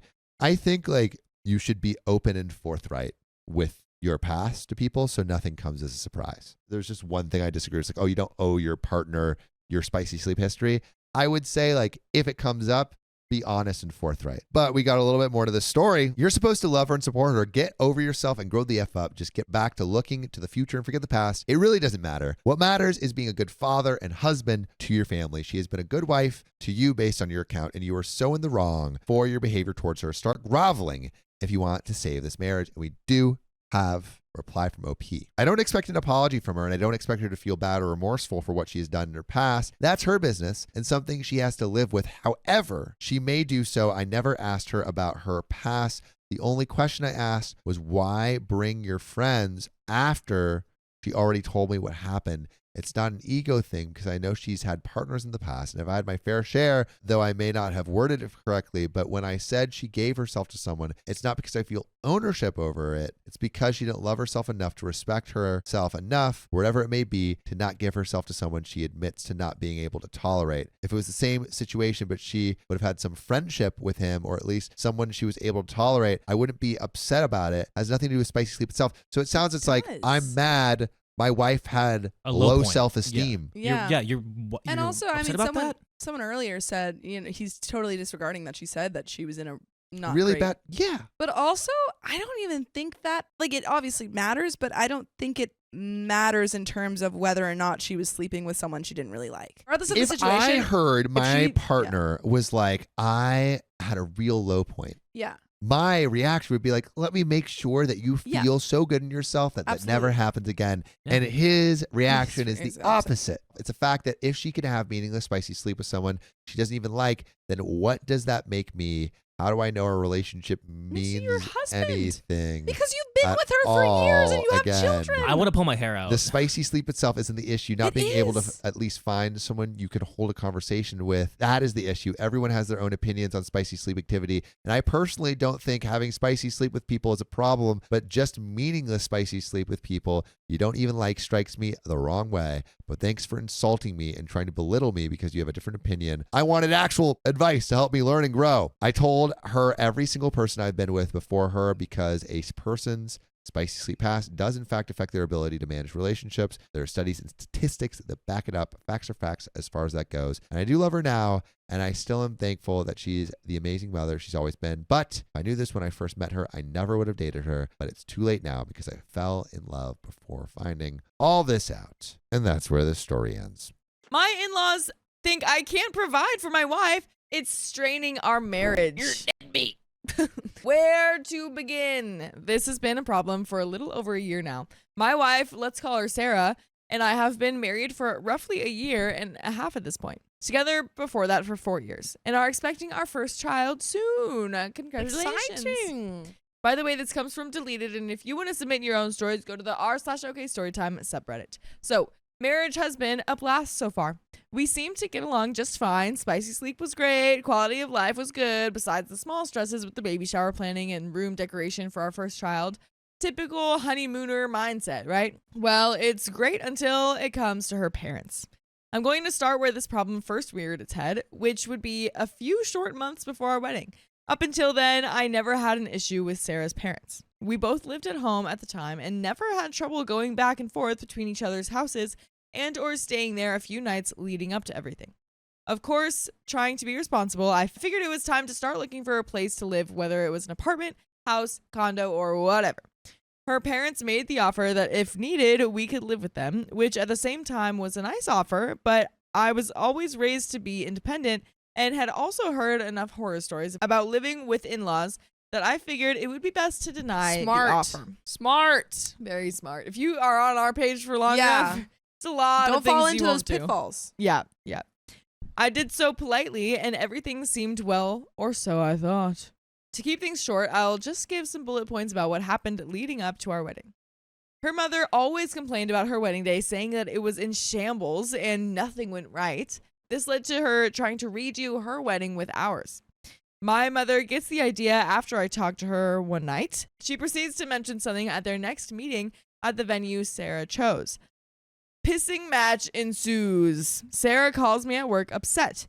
Both are in the wrong. I talk to my mom, tell her thanks for standing up for me, but from now on, they won't be together for decorating. Mom takes it that I'm telling her to bow down and resents me. Sarah talks to her mom to this day. Don't know if that really ever happened. I get left out of cake tastings and other activities I wanted to do with her. Work wasn't an issue.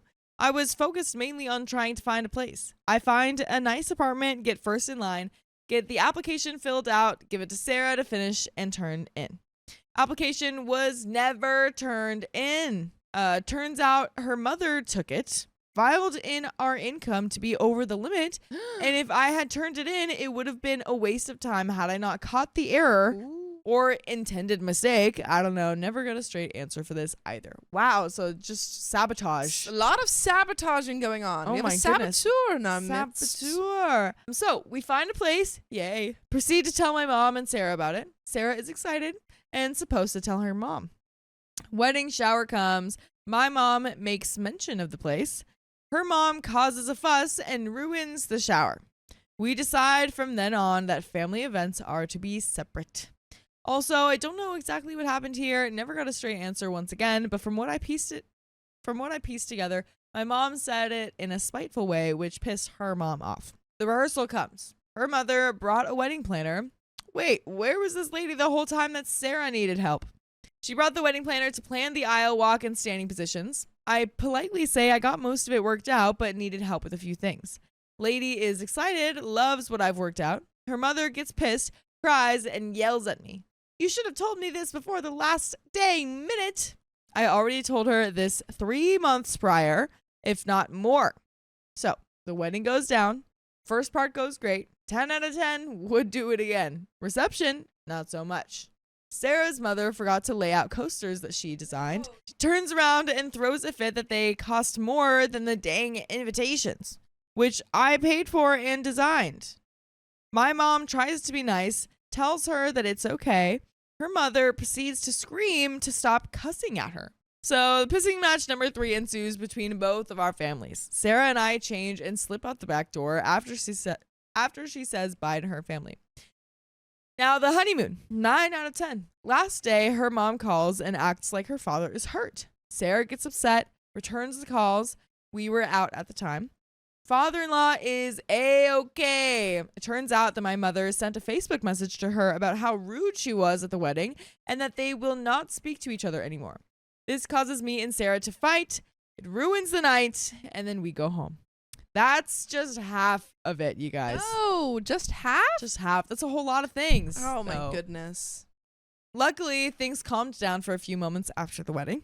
We moved into our new place as soon as we got back. We settled in, and then just a short year later, get a surprise. Her family is excited. My family is excited. We stick to our pew-pews, plan out baby showers separate for each side of the family. Things go well, then Sarah gets sick. No. The main point here is just a hospital visit that we encountered. The first visit happened under my nose. Sarah didn't want me to get upset, but in turn, it did cause me to get pissed because she didn't tell me that she was being rushed to the ER. The baby was fine. She was just super sick. The second visit went to HE double hockey sticks.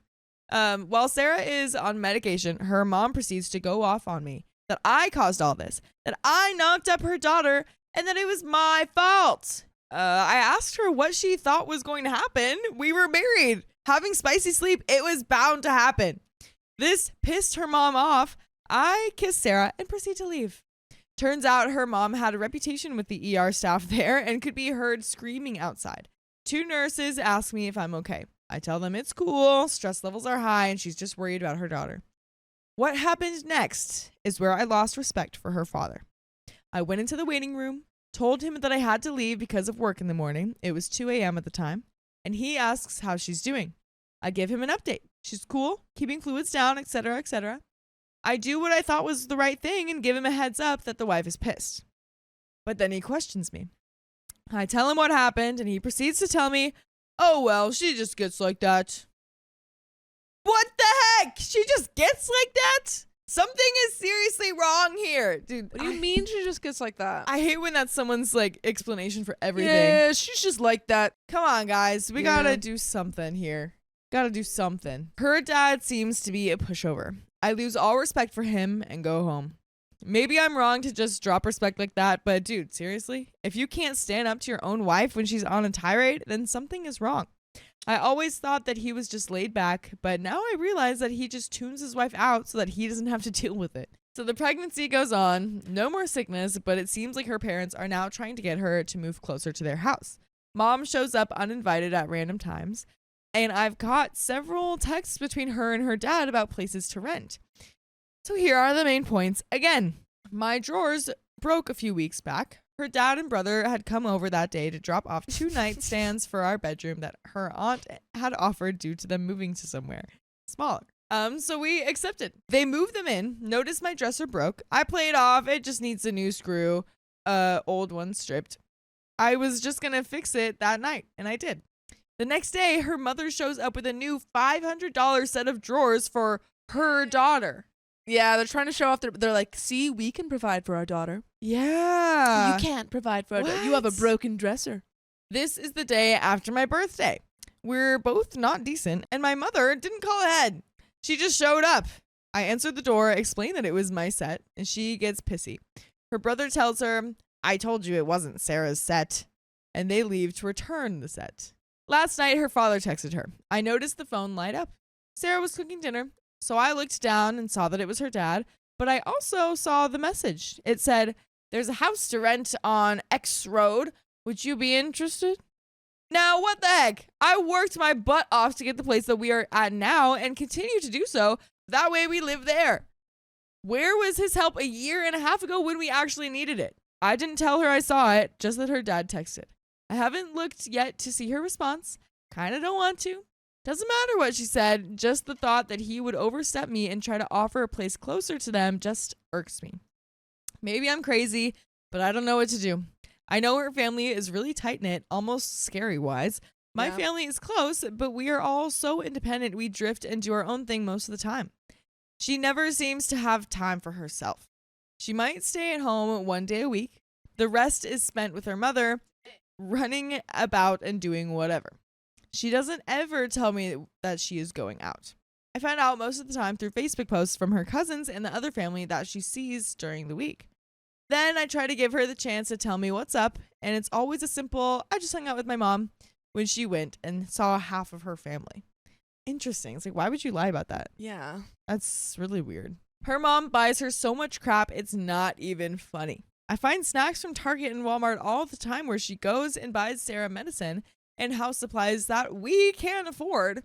It makes me feel like they don't think I can provide at all, or that we are so poor that we can't buy anything, which isn't the case for sure. I don't mind her going out, but it's gotten to the point where the house is almost never cleaned and Spicy Sleep has become less and less. She's constantly tired, and I know being pregnant doesn't help.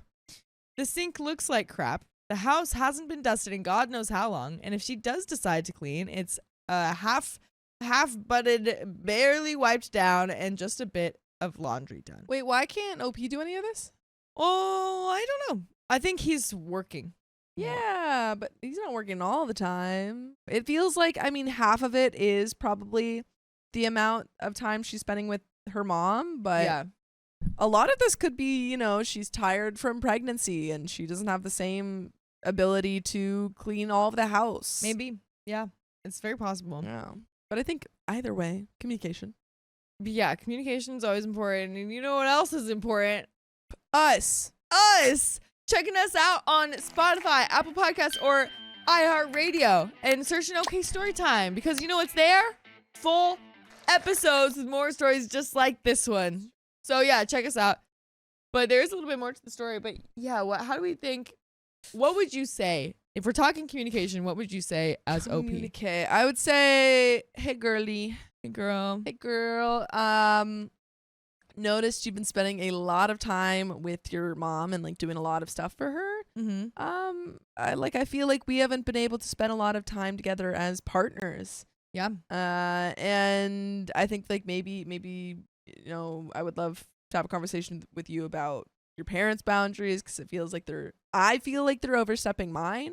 Yeah. And I want to talk to you about how you feel about that, and maybe we can kind of find a middle ground where you obviously are not going to stop seeing them, but see them less. Right. And maybe communication on just like asking how the wife feels with all this, how she feels being pregnant with all this too. And saying like, hey, do you need help with the cleaning stuff? You know, like I've noticed, feel like it's like kind of been harder for you. Do we need to, like, if they have the money, do we need to hire someone to come like every couple weeks? But there is a little bit more to this story. So I've been having to spend the weekends cleaning, which I don't mind, but when I'm the only one working, I expect her to keep up the house a little bit when she can. Okay, there we go. That's almost impossible to do, though, when she's constantly with her mother. I don't know what to say to her. I've tried talking to her about it, but it just gets swept under the rug until I finally can't take it anymore. And then we get in a huge fight. And there is a little edit. Thanks, guys, for a lot of good points. I plan on getting a game plan together for the rest of the day at work. Work should help me ease my mind a bit, but I'm sure I'll just get antsy again here soon. I'll check out those groups and subs when I get home. Think I may take tonight to get everything together for a talk, though I don't know yet. And that is the end of that story. And then you freaking have it, brother. There you have it. So yeah, he did talk. And it seems like, things didn't really happen exactly Seems how like they we haven't had wanted. an effective conversation. As of Yeah. yet. So hopefully they're able to have one of those soon. Yeah. Prompt Hopefully. ASAP, as Yeah. they say. My wife isn't who I thought she was. I want to leave. She's a secret agent? Hello there. I, 29 female, and my 28 female ex-wife recently divorced, and boy, do I have a story to share. So, I met my now ex-wife back in 2017.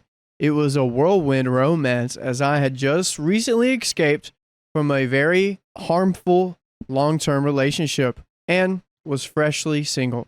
While she was actually still in a serious relationship herself with a man, but more on that later.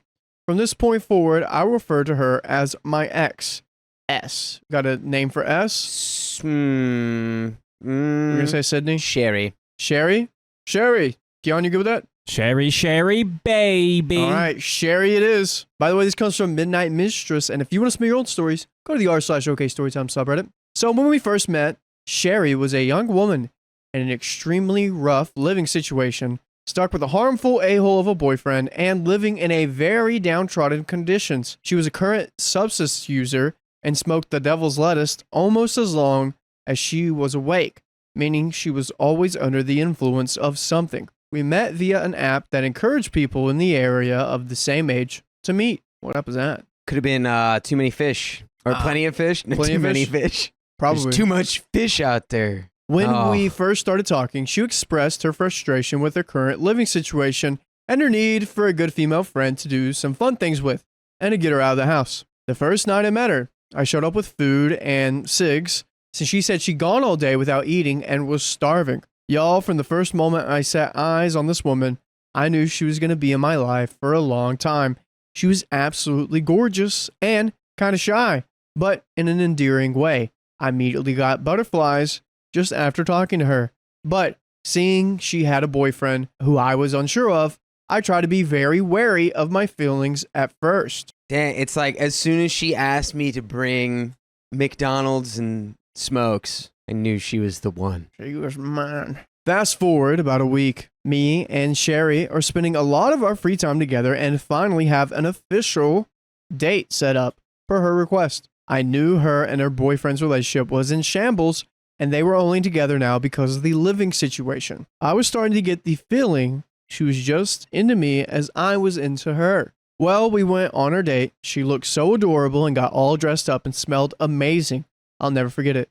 And she officially asked me to be her girlfriend. Then I ended back at her place, just the two of us. And yes, I'm sure you can imagine everything that happened afterwards. I have no idea. They smoke more cigs? My parents haven't told me about that stuff yet. And so it was set. She broke up with her boyfriend and was with me now. How awesome. But the hassle of getting her out of the house with her ex was a nightmare. I helped her through that without question and was her shoulder to cry on. Within a matter of a couple of weeks, I had found a room to rent for the both of us so I could get her to transition out of that living situation and into a place with me. This was the only beginning of our 7 years together. Over the next 9 months, we battled life together.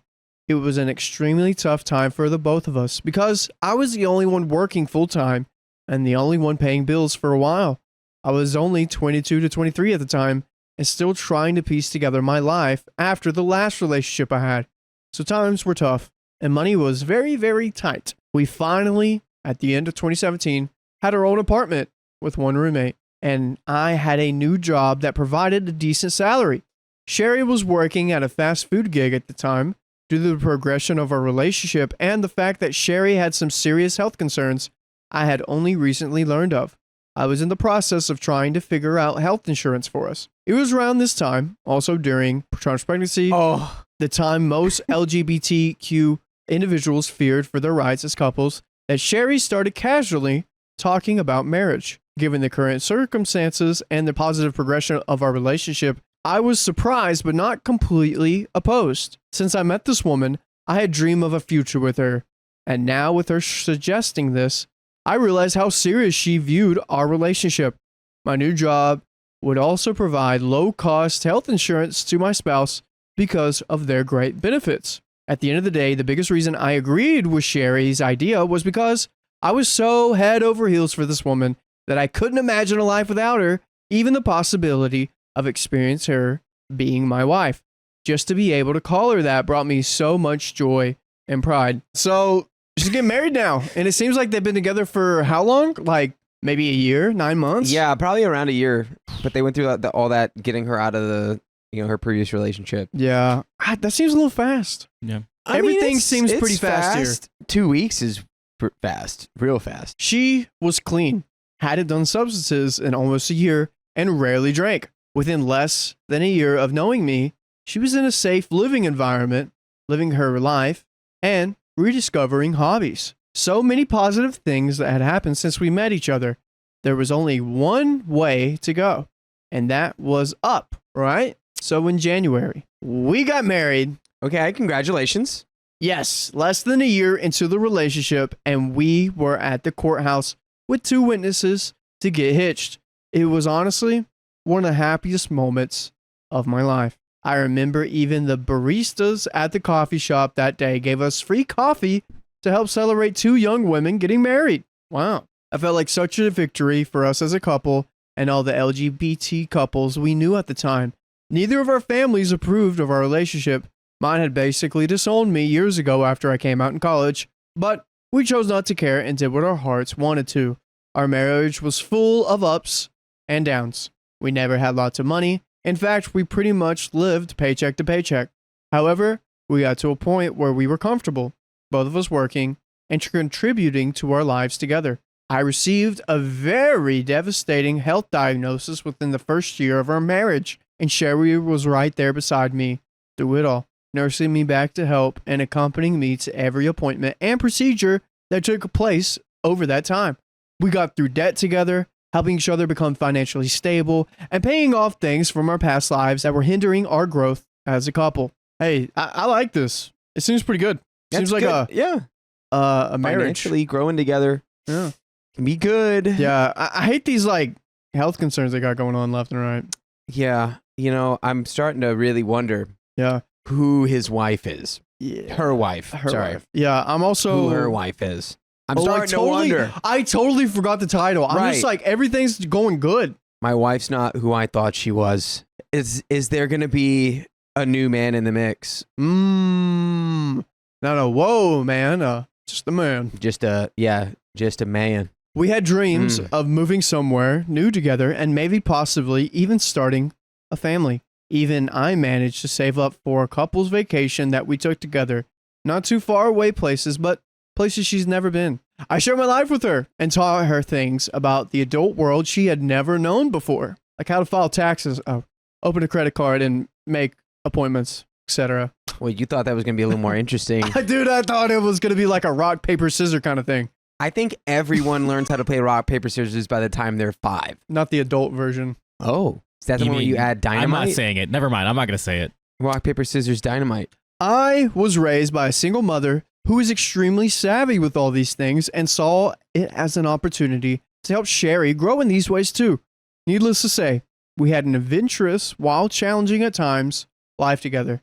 The only issue we never faced as a couple was trust. Early in our relationship, right before we got married, I had caught Sherry sending noodles and flirty text messages with an old friend of hers. Through lots of conversation and pleading on her end, I forgave the incident and decided to go through with the marriage as planned, trusting that she would do as she said and never speak to this person or do anything like that again. Okay. Fast forward through our marriage, and there were a few slip-ups of honesty by her, including her having friends over without my permission, messaging men I didn't know, and other small occurrences. Nothing like the original incident that had made me lose trust. That could be perceived as cheating. I figured over the years that she was making the changes and altering her behavior in ways that would build my trust instead of breaking it all over again. I wanted to trust her, and with time, I did. Several years into our marriage, and we were so focused on my health and building our lives together that I didn't think she even did those things anymore. Fast forward again, about 2 years ago. It started out about 5 years into our marriage, that I was suspicious something wasn't right. We'd been growing strong as a couple, but we kind of stalled out our progress financially. We were both working full-time and contributing, as always. There was no progress, just stability. So they're probably still going paycheck to paycheck. Well, I mean, you can be stable without being paycheck to paycheck. Well, I'm assuming if they're both working full-time, they may have had a talk about, let's save this much, let's do this. I think it's more After 5 years, someone's got funny money. That's what's going on here. Someone's got some funny money, and I wonder where it's going. I wonder what kind of funny business it's funding. Something we were starting to have issues with was our spicy sleep, what folks on Reddit call it. Now, mind you, during our early relationship, we had experimented in many ways together. Being in a female-female relationship, I introduced her to many things she never experienced before that brought her so much satisfaction to speak. Rock, paper, scissors, that's what I was talking about. I had been out much longer than her and been with other women, whereas I was the only female in the relationship Sherry had ever done it with before. We had fun together, but over the years that changed, and Sherry seemed to be losing interest in that aspect of our relationship. I mean, well, to be fair, you can only play rock, paper, scissors so many times before you start getting a little... It's the love of the game. Sure, but, I mean, are they, I absolutely love tractor pulling. That's my favorite thing to do. And I'm always going to tractor pull. I'm not going to start out and go docking. I can't even hang with this talk. I don't know what you're talking about. I did what I could to keep the spark alive. Trips to the spicy sleep store, new positions to try, etc. And even offered things slightly outside of my comfort zone to please her. I would have done just about anything to keep this woman happy. She was my everything. Wow. But it got to the point where we were scheduling time, and I was always the one to initiate anything with her. Then one afternoon, the truth came out, and my life was changed forever. It was only 2 days from my birthday, and I had noticed we hadn't planned to do anything yet to celebrate. Our families were still very distant at the time. I hadn't spoken to my sister in over 8 years since she cut me off when I came out. So Sherry and I always tried to go really big on the holidays for each other. We were all we really needed and had at most times. The day started out normally, but as usual, Sherry was on her phone almost 24/7. Sherry had recently gotten seriously addicted to several online games and was always either chatting with a fellow player or taking part in group activities in her games. At this point, she was spending 90% of the time on her phone, and it drove me crazy, and it was a constant point of contention with us. I made a comment about it again on this day, and the events that ensued blew my world apart. Dakota, are we playing games on this phone? I mean, she's playing games for sure, just not the kind that go beep boop. She's playing games, emotional games. Ooh. Yeah. Sherry had been seriously considering her spicy relatedality for a long time. Yeah, baby. All of a sudden, she revealed to me that she wasn't a sapphic and that she was bi. Yeah. I wasn't too surprised, as I knew her relationship history and what she was into spicy related. I told her I was okay and that I understood, but she went one step further to admit she'd been wanting a relationship with a man again and wanted me to allow her to date men now. She missed certain things about being with a man and wanted to seek out a new relationship. I was shocked. How was all of this related to her being on her phone so much? Sherry always made rude comments about men since her last boyfriend and expressed that she was glad she didn't have to date men anymore and how disgusting she found them. Well, I think she was starting to... all that time she was spending on her phone was time she was spending rediscovering her desires for the men. For the man parts. Yeah. Is it sort of like, ew, men are disgusting? Or like, men are horrific? Which one is it? It's like, Dakota, stop. You're so mean. Get out of here. Or is it like, Dakota, like, chill the F out, man. Come on. Which one is it? Which one is it? There is a difference there. Well, I think this is something that should have been really, really, really talked about at the very beginning. Oh, y'all's, like way whenever you before caught you guys got married, for sending noodles? Maybe that would have been a good time. Before that. before that. Literally, like, this needed to be ironed out. Like, as soon as you go from, like, all right, she's, she was in this abusive relationship with her ex-boyfriend, and they break up, and it's like, can that influence her thought decision, or, whatever, her feelings of being like, I don't want to date a man ever again. Like, of course, like, that could influence that decision. But, there should, and maybe there was. Maybe they did have a conversation at the beginning of the relationship. She's like, so what are you feeling? She's like, I don't feel like I'll ever date men ever again. Wow. And then, but if you do get to a point where you're like, I mean, I feel like maybe I'm not lesbian, like this arrangement, it just sounds like y'all weren't anywhere near ready to get married. Yeah, they clearly. weren't. They rushed everything so quickly, like living together, getting married under a year. And that really, if you're still not, and it's just hard because we're filling in a lot of gaps here. Yeah. But it's something that can happen. Yeah. And if it does, the only way you can really deal with it is to move through it with like honesty and just openness and being like, hey, this is what's up. It seems like we're doing that. OP says, I considered her request, even going as far as to ask her to give me a few days to process what had happened and to contemplate her request. I did not immediately shut her down. Yes, she is my wife. But as I said, I was willing to do about anything to make her happy at this point. I loved her more than I've ever loved anything. We had come so far together. Mind you, over these years together, Sherry had become the very version of herself I always knew she could be. She dressed very classy, took better care of herself, focused on hygiene and mental health, knew how to take care of herself financially. All the things she had learned during our time together. I was very proud of her progress. So I took a couple of days, even consulting my grandmother, who I had a very rocking relationship with at the time, on advice on what to do. I love Sherry more than anything, but I was willing to let another individual into a relationship, especially a man. I dated men a lot throughout my early years, but had long since decided I preferred women and was not at all interested in a relationship with a man. And on another note, I was willing to share my gorgeous and amazing wife with someone else? Heck no. I respect those who choose poly lifestyle, but that's not for me. Mm-hmm. I am fiercely monogamous. Not to mention all the vows that Sherry made to me the day we got married. I took those vows extremely serious, and I thought she did too. I mean, she could have at the time, That's the crazy part. People change. I mean, she really could have felt like that was real. And who knows how much she's influenced. Like, it could be that. It could be there's been some comments that have suggested, like, well, she's doing the same thing she did with her previous relationship. Is she's setting up the next one.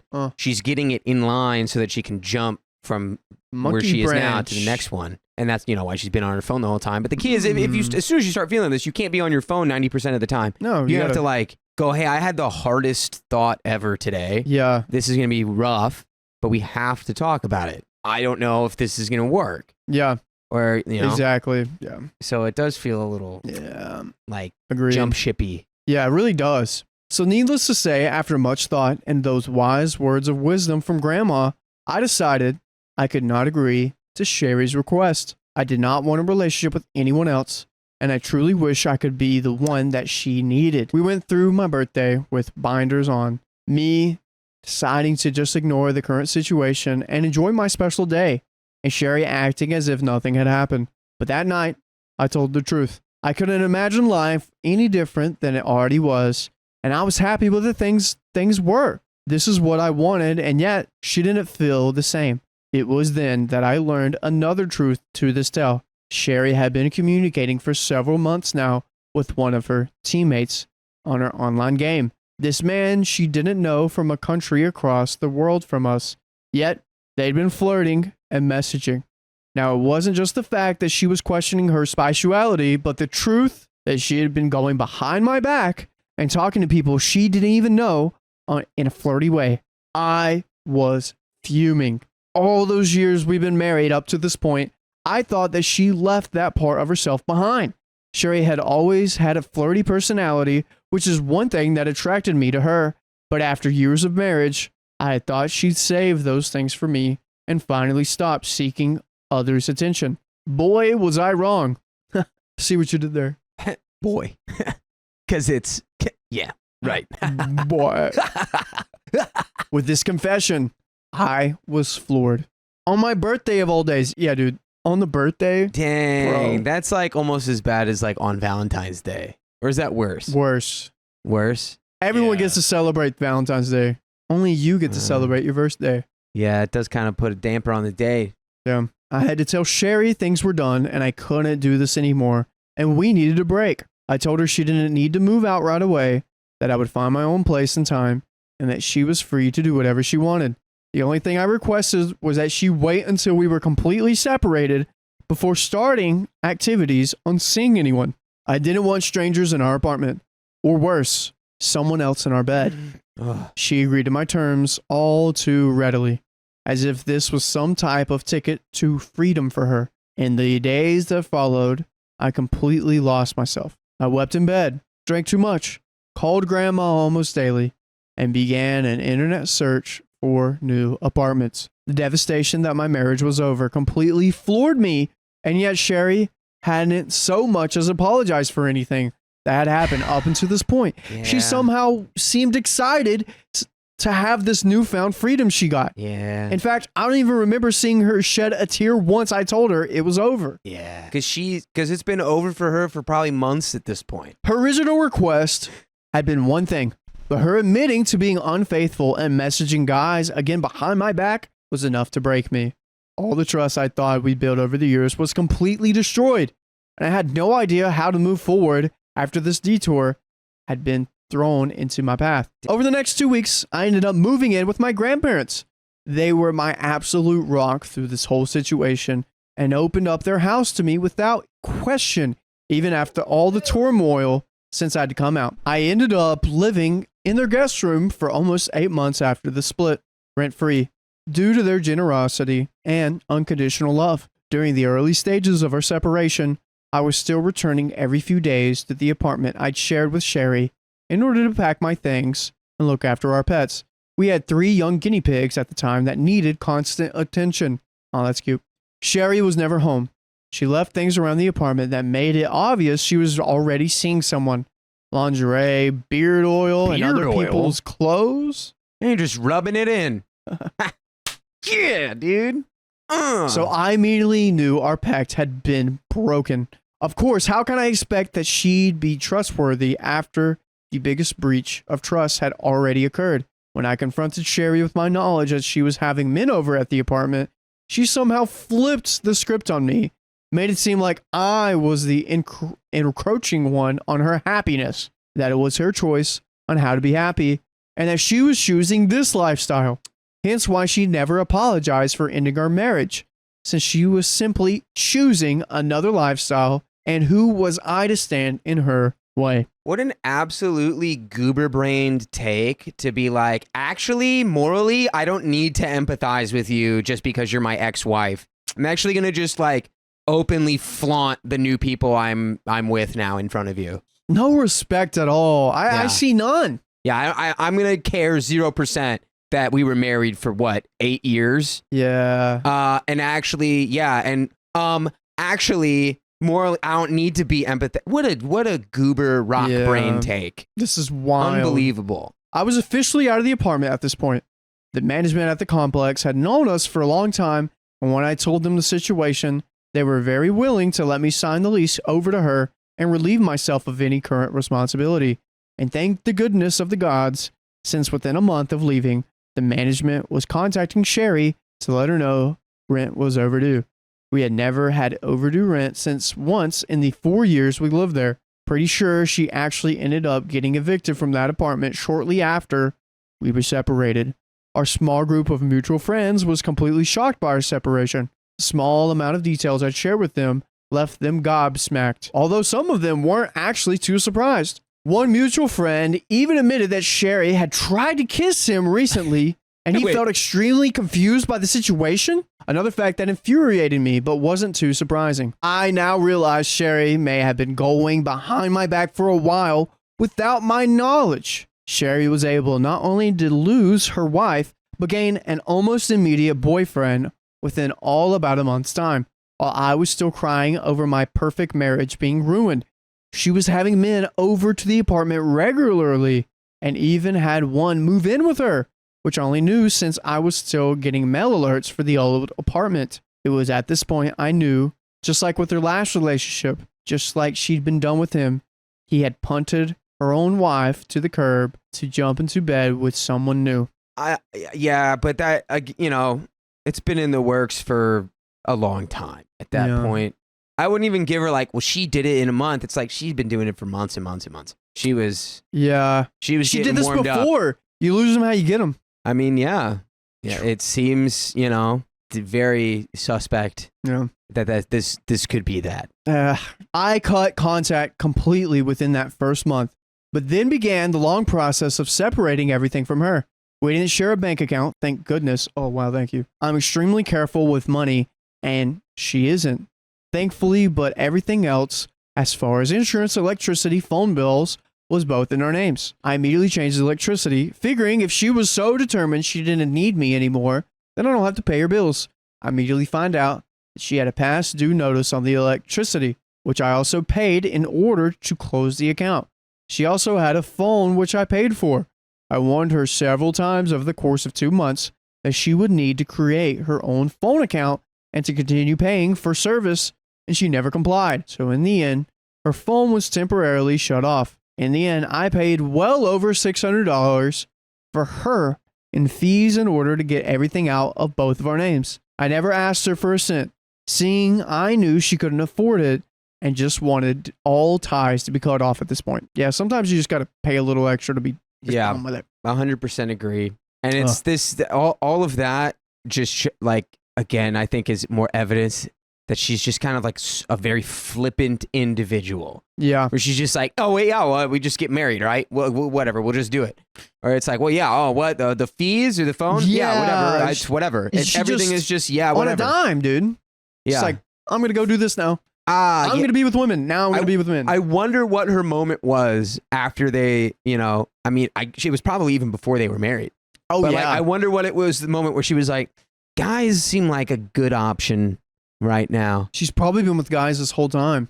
Or like maybe like talking with them. Or who knows? I mean, 7 years is a long time. Yeah. But she could be. I mean, she was doing this. She almost kissed a mutual friend. Also, why did that mutual friend not say anything? Something so ridiculous. We had been separated for well over 6 months when I was still finding other bills that were in both of our names or had my bank account info attached to them. This entire time, Sherry is sending me nasty texts on how could I treat her this way? And if I don't stop contacting her about stupid crap, she'll block me. Our relationship had gone a complete 180 at this point. No longer was I the one supporting her and helping her. Now she saw me as the one standing in her way. So I quickly got out of it. By the way, you can quickly go to your next story from OK Storytime. All you got to do is go to your favorite podcast platform, Apple, Spotify, iHeartRadio, search up OK Storytime, and boom. As fast as you can say, OK Storytime's the best podcast in the world, I love it so much, you can have your next story playing. Yeah, and you can say that real quick if you Say practice. it. Let's hear it. OK Storytime is the best podcast in the world, and I love it so much. All right, I got it pulled up. OK Storytime. Boom. So back to the story. Now, as of this day, we are 1 month divorced. The process was longer than I wanted it to be. But in the end, like with everything else, it was all up to me. Despite Sherry's very adamant choice that she was never the one that divorced me, and this was her choice, I ended up being the one that had to go through the courts and officially request a divorce. I feel like she didn't even show up at the court. I paid all the fees involved on my own and attended every conference and hearing to drudge through this long process of divorce. And all Sherry had to do was sign a dotted line. Well, maybe I want to sign a solid line. In reflection, I'm extremely upset with Sherry, and yet I can still find some room in my heart to forgive her. But the heartbreak she caused me will forever be left a stain on my heart. I loved her more than any person. She taught me patience, resilience, and loved me more than anyone had ever before. And in the end, she tore me apart completely and moved on as if I was just another chapter in the book. So please, Reddit, folk, let me know. What am I supposed to think now? Oh my gosh. Wait, whoa, that's a crazy question. I know this story was long-winded and I apologize, but as a romantic sapphic in today's culture, losing love like this is something most of us LGBT folk fear the most. I am doing exceptionally well now, but Still have a hard time sometimes thinking of my future. After experiencing the love I thought I'd never find, and then having it end like this, what else is left for me? Dang, dude. I got like a, I don't know if it's I don't know what proverb it is, but it's like the pain you feel now is the happiness you felt before. Wow. That's the deal. It's, it takes rain and sunshine to make a rainbow. Everyone's afraid of falling in love and then losing it. It's true. terrible. It's horrible. It's one of the great unifying, terrible human experiences Yeah. that we all go through. At the end of the day, I think that while you loved this person, maybe they never really reflected it back the way you think they did. Yeah. I think a lot of people go through their first love and it is devastating. They don't want to lose it. I remember that. I didn't want to lose it. I didn't want to. No one wants to do that. But right now you're divorced. You're going through a horrible breakup that you've been with someone for 7 years. I can't even think about that. It's going to take time for you to believe that you deserve love. Because right now I know OP thinks she does deserve love and that this is her fate forever. That's not the case. There's someone out there. I want to leave my wife, but she just gave birth to our son. The bad timing. Become a deadbeat dad. Do it right now. I dare you. My 34 male, wife, 32 female, and I have been married for 7 years. She admitted to me that she had multiple affairs over the last 4 years of our marriage. Oh, no. Well, maybe it's a better time than I thought. Her last affair ended a year ago. She begged for us to go to therapy to work on our marriage, but I refused to go. By the way, this comes from Velvet Chartreuse, and if you want to submit your own stories, go to the r/OK Storytime subreddit. During this time, I had moved out of the house. Occasionally, I would go back to take care of the house and animals, and she would constantly try to manipulate me into coming back. I had every intention of getting a divorce, but the process is slow. I hated the betrayal I felt, but I also missed my wife during the separation. One thing led to another. We had spicy sleep, and wouldn't you know, she got pregnant. That is the order of operations for getting pregnant. That's how it happens. Oh boy. Well, shortly after the news came out, I had to leave for work about 12 hours away from her. She would call to give me updates about the pregnancy and talk about our marriage. We were separated for a majority of her pregnancy. I told her that I still wanted a divorce, but I would consider reconciling after the baby was born. After several months away from her, I came to the realization that I could not trust her nor forgive her for the infidelity. I feel like the last 7 years of my life have been a lie.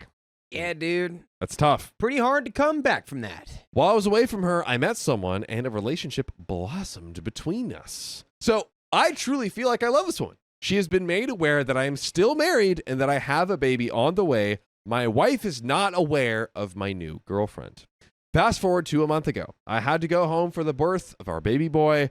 My wife has been pressuring me to reconcile, but I told her that I plan to divorce her again. After the birth of our baby boy, she has been blaming me for ruining our family because I don't want to stay with her and try to fix our marriage. I think you might have ruined the family when you had multiple affairs over 4 years. You should go give family applications to all the men you cheated on me with and see if they're down to maybe, to step in. Like this idea. I want to have a co-parenting relationship with my wife, but she is acting very erratic while I'm still here for our son. Am I the a-hole for wanting to leave my wife? Any advice on how to deal with this is appreciated. And a quick edit. Thank you for all the mixed reviews. It was expected. I will be talking to a lawyer and will update once I have a chance to talk to one. Appreciate the sound advice as well. We have some relevant comments and an update coming up on the horizon. But ladies and gentlemen, before we get into that, I have to talk to my esteemed co-host and handsome man, Dakota the Man Payne. He says I'm pretty. Dakota, is OP the a-hole for wanting to leave the mother of his newborn child? No, but you are for having hooked up with her. What are you doing? That's so messy. You knew what you were doing. You had to have known what you were doing. I know you missed your wife, you're separated, and blah, blah, blah, blah, blah, but I do feel for him. It's like he's just found out this last 7 years were, kind of a toss, and he's probably feeling lonely and all these things. And while I understand, it was definitely not the move. Start with the paternity test, though. Yes. 'Cause I don't know if he's yours. He Yeah. could be. It could be. It'd be great, right? Yeah. Or horrible. I don't know. Whichever. That's up to y'all to feel. But prioritize the life of the child moving forward.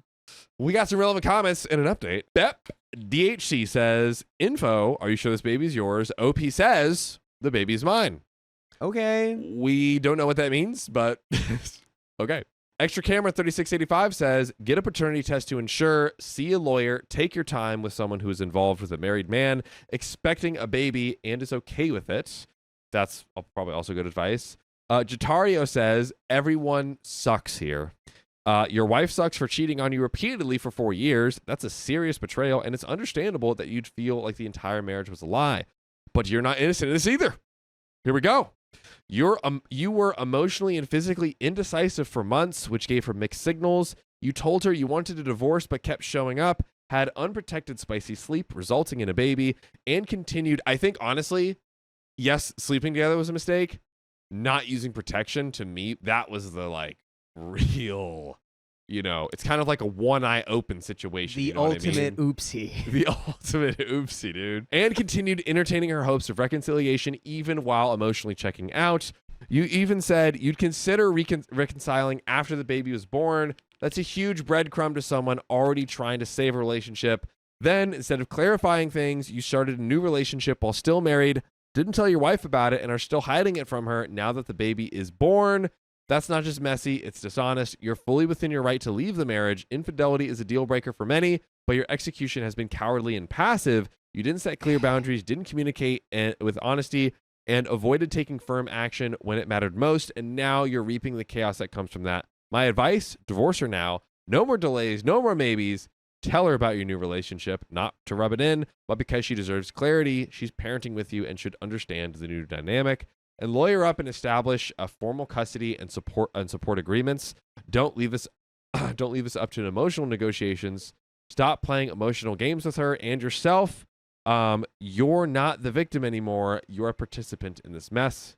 They just keep going. Get therapy, not for reconciliation, but for you to process the betrayal, learn better communication boundaries, and avoid repeating this kind of mess in the future. You're not the a-hole for wanting to leave, but you are the a-hole for how you handled it. We have an update. I think a lot of that lays on the presumption that this is taking place in the United States, because I think it's like you could just like leave and divorce like relatively quickly. But there are, as we've read, like several places where it's actually not that easy to just get divorced.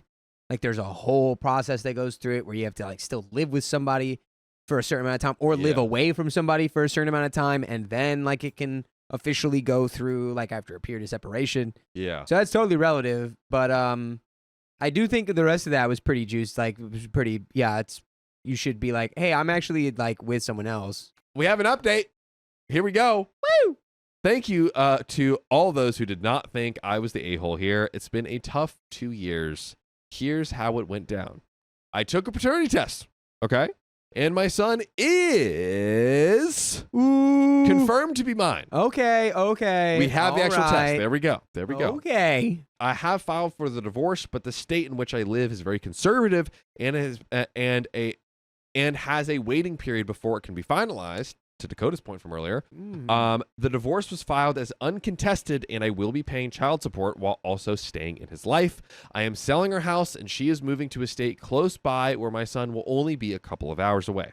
This option also makes her closer to family. Custody arrangements will be updated once she has moved.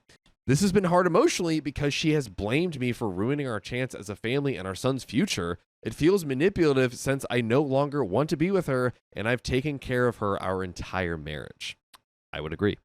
My wife still does not know about my girlfriend at the request of my girlfriend. As much as I want to integrate my girlfriend, this will take time to do, and I also felt like my wife doesn't have to know about her until everything is settled and the divorce is finalized. It's been difficult for me being away from my son, but I do get to see him every day. Okay. I was there for his birth and 3 weeks afterwards. I will be taking time to leave again to spend more time with my son, take care of the house, the divorce, and to help her and my son get moved. I'm glad this marriage is ending, and while it's tough right now with my son, The mutual goal is to have a co-parenting relationship. Despite the things my wife has said and her wanting to continue the marriage, I feel my son will be better off knowing what an actual loving relationship is. I do agree. My girlfriend has been very supportive of me, and I'm ready to move on in my life with her. Trying to get any help or legal advice in the state we got married has been a nightmare and has been overall negative to the choice I have already made. The marriage is gone, but I will be in my son's life. I do not agree with the empty values there. Any advice on how to ensure a healthy co-parenting relationship without a lawyer is needed. Thank you all again. But we got some relevant comments. Tsunami Surfer 35, that sounds dangerous, says, not the a-hole, but you should not have slept with your wife that last time without protection. This made everything more complicated by giving her leverage. Dude, that was a comment from Captain Hindsight right there. Captain Hindsight. Yeah. Spirited Ad 6144 says, why would you have a kid knowing she was an a-hole and that you weren't sure you were fitting back together? Poor child. Imagine Snapdragon says, and now he wants to integrate his new girlfriend, which I can only guess means bring her in as a third parent. These people had no business making a child. Yeah, they were not ready. All right, boys and girls. So, update number 2. My wife was served with the divorce papers and hired a lawyer despite us agreeing on 50-50 division on marital assets, child support, and limited alimony. She told me that because I was leaving her, she wanted to make sure things were done fairly. She advised me to not get my own lawyer since we already agreed on stuff, but I got one to represent me anyways. Thank God. Good. This is exactly what we were talking about. She's getting a lawyer and trying to actively tell you you don't need one? Hey, I think you should not get a lawyer so I can just like set all the terms and legally like slide everything in. What the freaking no? Yeah, don't worry. It's our lawyer. No. I have recently seen my son again, despite her efforts to keep me away from him. She has told me that she doesn't want to see me. After expressing how unfair that is, she agreed to coordinate with me to see him. I told her that I have been seeing someone, and she said that she suspected it during our separation, but that it didn't matter. She doesn't care that I love my new partner. She believes we can still recover the marriage, even though I have moved on. I do not understand how she thinks this after her cheating throughout our marriage and me finding someone new. I told her I am upset and that she can't take accountability for the breakdown of the marriage, hurting me and our son. I explained to her why it wouldn't be a good idea to stay together if she truly thinks I cheated on her. She is only concerned with herself and the life that I provided to her instead of caring about our son. By the way, if you care about not just your son, but yourself, if you give a dang about yourself and you want to care for yourself, ladies and gentlemen, I have the best solution ever. That is going to Spotify, Apple, and whatever you listen to your podcasts, searching OK Storytime and listening to our well over, what did you say earlier, 2,400 episodes? 2,400. Wow, that was quick. Is I that do true? 25 That's crazy. now. 2,400 episodes. 2,600 now. There it is. 3,000. That will give you all the guidance you really need in life. Like, this is kind of the playbook to relationships in life. And guys, it's fun and entertaining while you do it. You go check us out, listen to the pod, binge it. But without further ado, let's get into the grand finale of this episode. She destroyed the last 7 years of my life with her and distorted how I saw myself. I tried to get over her infidelity the first time. It was a mistake and was something we could work through. I'm not willing to give her a third or fourth chance. I want to resolve, but every time the issue comes up, she says something that feels manipulative. Some comments. Peace-loving sister says, the only thing you and your soon-to-be ex-wife should be discussing is the care of your son. Boom. By engaging with her, you are setting yourself up to be manipulated and trapped, just as you were trapped by the pregnancy. Sorry to have to say this, but you were really stupid to get yourself into that position. Pun intended. That position. Yeah, the pregnancy position. Yep. Ever heard of wiener wrappers? No. That's our word for you know what. Just a pack of hot dogs that Protection. sings MF Doom. Exactly. You knew this woman had been with other men, yet you had unprotected spicy sleep with her. Yeah, that was stupid. So you are not without blame for those 7 years. And in fact, all of the rest of your child's life. The fact that you would even ask whether you're the a-hole for wanting to leave reveals your very problem with the logic and common sense. Casual Yash 2088 says, I could honestly understand how she could manipulate you into discussing other things with you, but I'm still not trusting you fully on this, as you were stupid enough to make a baby with her after knowing that she cheated. Well, now the lawyers are involved. I think you should ask your lawyer to communicate with her for you with the pretext that it would be easier in your divorce so that she won't be the problem with it. So that she won't have a problem with this. I would suggest you not to help her move, as it can be very well used against you in court if she plans to make a false case against you. Oh my goodness. And it would set up a wrong example for the future, where she will always expect you to help her move. My Dirty Alt 79 says she cheats repeatedly, gets a lawyer, and then says you shouldn't get one. That's hilarious. Good luck, man. And Sloke Otobide says, OP, get a lawyer. Prima Diamond says, you're the a-hole for not divorcing. Before all of this culminated as a divorcee, it really isn't that hard to file if you have intentions of moving on. Fair Prior 1085 1058 says, not the a-hole. Foolish, but maybe not the a-hole. Please listen to your lawyer and have everything in writing. This is going to define how and when you can interact with your son. Communicate with your soon-to-be ex via text. So some mixed reactions. A lot of people calling Opie the a-hole. I think, you know what? I think everyone made some sort of a-hole move here.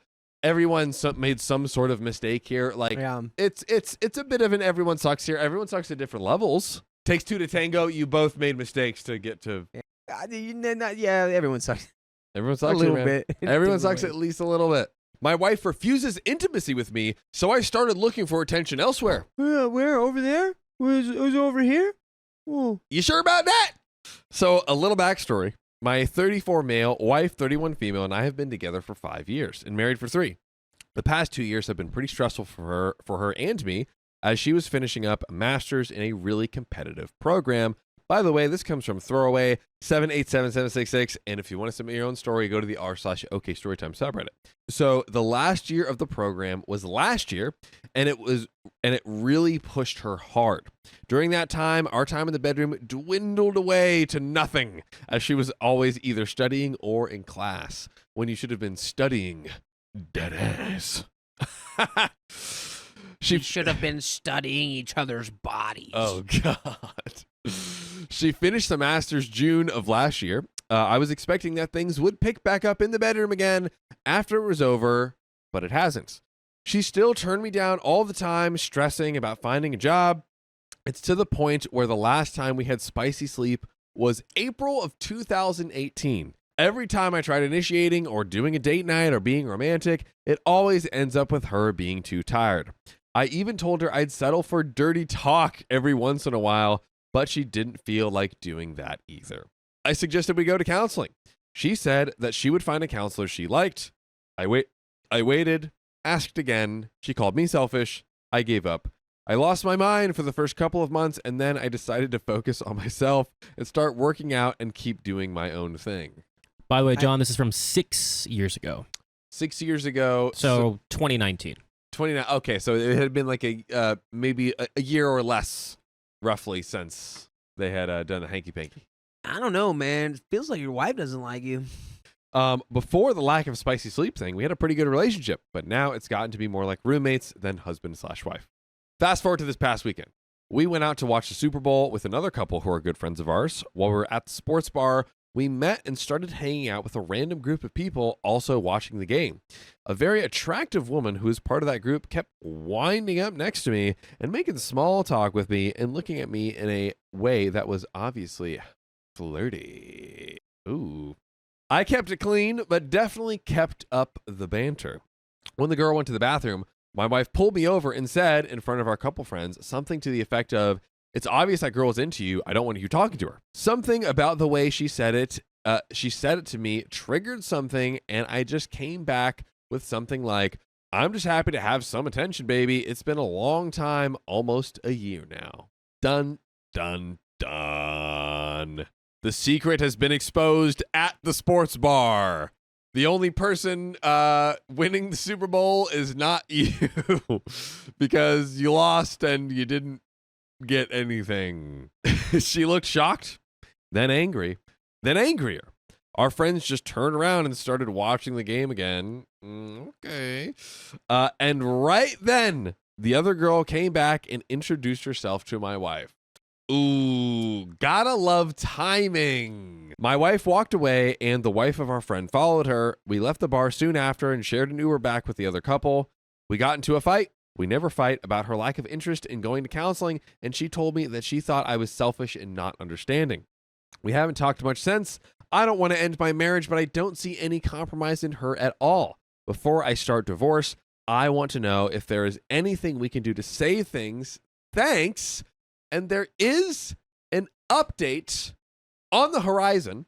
Yeah, I mean, it seems like clearly something is happening with her. Or she has the most insane case of chronic tiredness that we've ever seen, but it's probably the former. And it seems that she isn't addressing it or talking about it and kind of giving OP no leeway. I don't know. What say you, Dakota? Is this a reasonable thing to be 100 upset over? trillion million reasons under the sun why someone could lose their drive in the boudoir.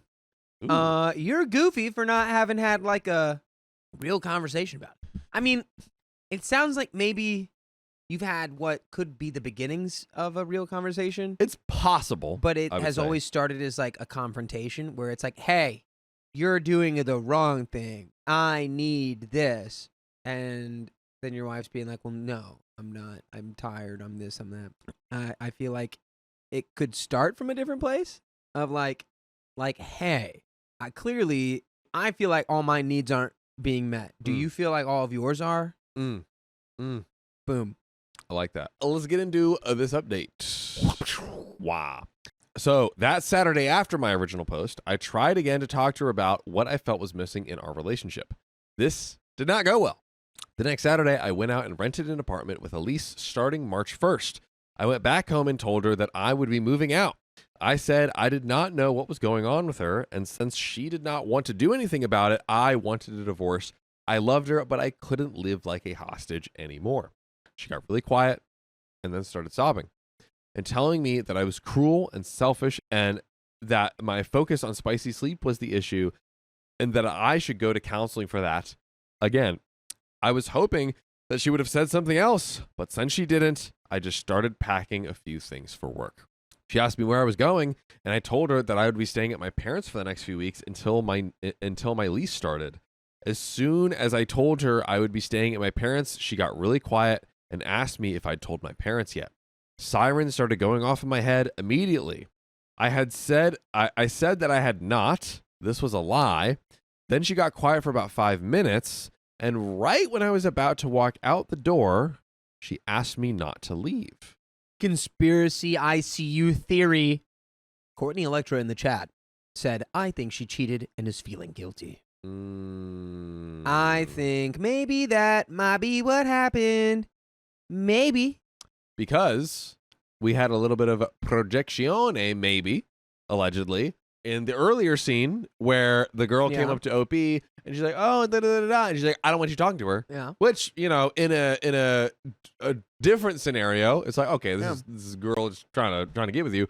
But if we think about it in this context, it does make sense if the alleged is true.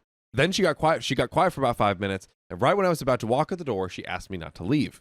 She wanted to talk. And then she told me something I didn't want to hear. She cheated on me with a guy in her class last year and got an STI. Oh, so she was actually just being considerate Oh, so considerate. this whole time. So considerate. Oh my gosh. Nothing fatal, but not the kind you can get rid of. She told me that it only happened one time, but I am not sure that that is true. I was numb. One of my female friends told me that my wife cheating was a possibility, but I didn't believe it. I didn't say anything while my wife talked, mostly because my mind was reeling, but also because I didn't really have anything to say. I realize now that I had said everything I had to say over the course of the previous year, and now I had nothing. After she finished talking, I just told her, okay. I was done. Okay. And then I left the house with her in it and went to my parents' house about 2 hours away. I told her that I would be back, but have not been back to the house or seen her since. I got to my parents' house and told them everything. They told me they could tell something was wrong for a few months and that they were very sorry. I had planned to go back to the house, but my mother told me that if I was moving forward with divorce, that I should not go. So my mother and father went and got a few personal items for me. Everything else, I left. I also contacted a lawyer and told him to contact wife to start the divorce. Wife has called me on cell and at work a few times and even emailed me, even AOL, and then just kidding. But I didn't read it. She also had one of her friends call me and tell me to please talk to my wife and that she is very sorry. But as soon as I realized it was a friend of hers, I hung up. I have 2 weeks off coming up in April, and I plan to go to Vegas with my buddy. Just be careful, I guess. That sounds dangerous. Yeah, go to like some nature or something. Go have like a nice wholesome thing. Yes. Yeah. I'm gatekeeping all my spots. Yes. Uh-oh. Gatekeeper. My parents and friends have been very supportive, and I honestly feel better than I have felt in a long time. I never thought I would get divorced, and that first week I felt like a failure because I knew my marriage was over. It's not on you, Opie. But my father told me something that I have said to myself over and over. Someone else doing the wrong thing makes them the failure. I hung out this week with a girl from my job who I've always gotten along with. Oh my. She saw me at work last week without my ring and asked me what happened. Oh, Ooh, she wants you. She's clocking that. I think OP might be a little bit fine because the very attractive girl approached him. This girl from work is clocking his ring being gone. Yeah. That's crazy. This guy's built like a statue. Oh A God. hot statue. Oh God. I told her that my wife and I were divorcing. She gave me a hug in the office, and that hug felt like the best thing in the world. Ooh, be careful, buddy. After work this weekend, we went out for a few drinks and just hung out and had fun and ended up back at my place. OP is not heeding the warning I just gave 4.5 seconds ago. I am not ready for, nor do I want a relationship, obviously. But it felt so good to be in bed with a woman where it felt so relaxed and accepting. I felt completely at ease. I wonder why. I wonder what was relaxing you so much. Yeah. What was the thing that happened that you were then just immediately like relaxed? So I know the divorce is going to be tough, but this weekend, even after all that's happened, I feel like it will be worth it. There is a second update to which I'm diving straight into. Let's do it. Have I talked to my wife or seen her since I left the house? I haven't communicated or seen soon-to-be ex at all since I moved out. For the first few weeks, she tried calling me, but I stopped answering any unknown numbers. She left me 2 IIRC crying messages, but soon after the lawyers got involved, those stopped. Is the divorce going smoothly? Through a lawyer, I offered a spousal support amount. He suggested a lump sum. She could have everything in the house. I tried to make it as simple as possible and keep the conversation to a minimum, which, in my opinion, for infidelity, I mean, and no kids, that's a pretty generous offer. About a month or so after I started, I found out that she had been telling her friends that I had been emotionally harmful to her. That I kept pressuring her to do spicy related things that she didn't want to do. How do you make cheating on your husband worse? Ooh. Like this. Yeah. Oh boy. That I wasn't supportive of her pursuing a graduate degree. Which just keeps getting worse. All of this is a lie, of course, and I almost called her to tell her to quit her bull. This is the one point where I can say that I felt anger, but thankfully, my parents and friends just told me to let the lawyer handle it and not to let her get me to call her and not to lose my cool for even 1 second until the divorce was done. Also, through mutual friends, I found out that she has a dating profile on a dating app and is dating. Lawyer tells me that this is a good thing, and I tend to agree. It does kind of confirm the storyline. There is a lot of information lawyers ask about. It's surreal to have someone you hardly know asking very specific details about your spicy sleep life, finances, and other very, very personal things. That would be weird. It's like the doctor for your life details. Overall, this part of the process has been the hardest for me and has left me drained. But on the plus side, the lawyer thinks this will be done in a few weeks, so I will finally be free. But Dakota, I know what's free. the never-ending barrage, the avalanche that will flood your brain holes for the rest of the time continuum. Go to Spotify and Apple and search OK Storytime and check out the podcast. That's right. Go check it out. That's great. What do we think about OP's kind of rebounding, going to Vegas, sleeping with, I believe it was the coworker, seemingly weeks, I believe, could have been even sooner after. But rather, you got to do what you got to do. Get in where you fit in. I don't get see- it wet. Yeah, with somebody she likes you. Whatever. You got cheated on. You got a STI. We're not allowed to use the D Well, yeah. in that. I mean, Is that I'm good? not for that. It's not. It's the best way to get over someone is get under someone. No, not that. I just mean that, Oh. like, if you're out, it's not that it's like, oh, I need to, but it's like, if it happens, it's not like, it's like, well, you shouldn't. It's like, I don't think he should go jump into a relationship with her, and I don't think that's what he's going to do. I But hope sure, not. going to Vegas with your dudes, like, it's cliche, but there's a reason that it's cliche. It's because it's what people do sometimes. Like, and as long as you don't go so ballistic that you endanger yourself or others, I think you're okay. But, you know, it's definitely not something you can do forever. I don't think Vegas is the best remedy for things. Personally, hey, to each their own, I guess. Me, go hit the gym. You know what? I the one thing I will say in to your point, Dakota, is because of his specific scenario, because it was spicy sleep related, he did say like, oh, it did feel like I think he did get probably a sense of like relief and confidence back of almost like, oh, I'm not crazy, you know, and maybe a sense of normalcy back. I don't know. But yeah, I feel like generally if one can avoid it, that's or like, you know, let it rest. Oh, but anywho, we've got a bit left of the story, so let's dive on in.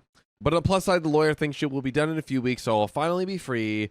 And yes, and that she got an STI, and that we hadn't had spicy sleep in a year. I had to explain why I just got up and left. I was very candid. I'm not going to carry any shame for her. How much is the divorce costing? I can't say exactly, between $100,000 and $150,000 for a one-time buyout. Do I get any incentives with that? Do I get a limited edition T-shirt? I had myself checked once right after she told me, and another time since, and I'm clear. Am I still dating the colleague from work? We haven't slept together in a few weeks, but we still hang out, and I enjoy it. I would call us friends. Again, back on the other point too, though, she jumped on the chance right after he had the ring off. I'd just be worried about her, like, getting wrapped up and involved, and then it's at work, and then could get sticky, pun intended. Yeah.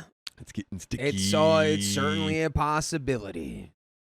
My wife was talking to 4 other guys while we were planning our wedding online. That's too many guys. Pick one. My wife, 35 female, and I, 35 male, had a whirlwind marriage. To clarify, we're both 35 now. We were both 22 when we got married. I was stationed overseas, and she was in the U.S. when we met online. I had orders to return to the U.S. in a few months, so I started looking at some dating sites for the location I was moving to. By the way, this comes from Throwaway Loan 2089, and if you want to submit your own stories, go to the r/OKStorytime subreddit. I met, let's call her Lily, online, and we started talking. We went as far as online date nights, streaming shows together while we ate, to naughty video calls with each other. At some point, she breaks it off with me because she had this male best friend that we'll call Jack, that he's known since elementary school. They want to see where they go. I was heartbroken, but at this point, we had only been talking for a little more than 2 months. Well, very soon afterwards, like a day or less later, she messages me back saying that they tried dating and that it immediately didn't work, and she apologized for dropping me the way that she did. In hindsight, maybe I should have ended it right there, but given where we are now, I would have missed out on a lot. Part of the issue there was the time zone difference. By the time I'd woken up to read her breakup message, she sent the retraction only a few hours later. I hadn't really had time to process any feeling of loss before she was already back. So we get back together in our long distance relationship. My orders are coming up and we're discussing how frequently we're going to visit each other and make arrangements because she lived 7 hours from my base. Eventually, one of us, we don't remember who, mentioned the idea that it would be much simpler if we were married. Uh-oh. We started hypothetically looking into the finances and logistics of making that happen, and next thing we know, we had actually scheduled a wedding. It was impulsive and dumb, and we totally do not recommend anyone else doing what we did, but there it was. I landed in the US on November 1st, and just under 2 weeks later, we were married. Our wedding day was our 3rd day seeing each other in person. Fast forward 3 months, and I'm helping her fix some stuff on her computer. I find a video file that I think is the one that we're looking for, but it turns out to be a spicy sleep video that she and her ex, Kevin, made less than a year prior. I was irritated that she still had it, but it was before she even knew me, so I tried to not let it bother me.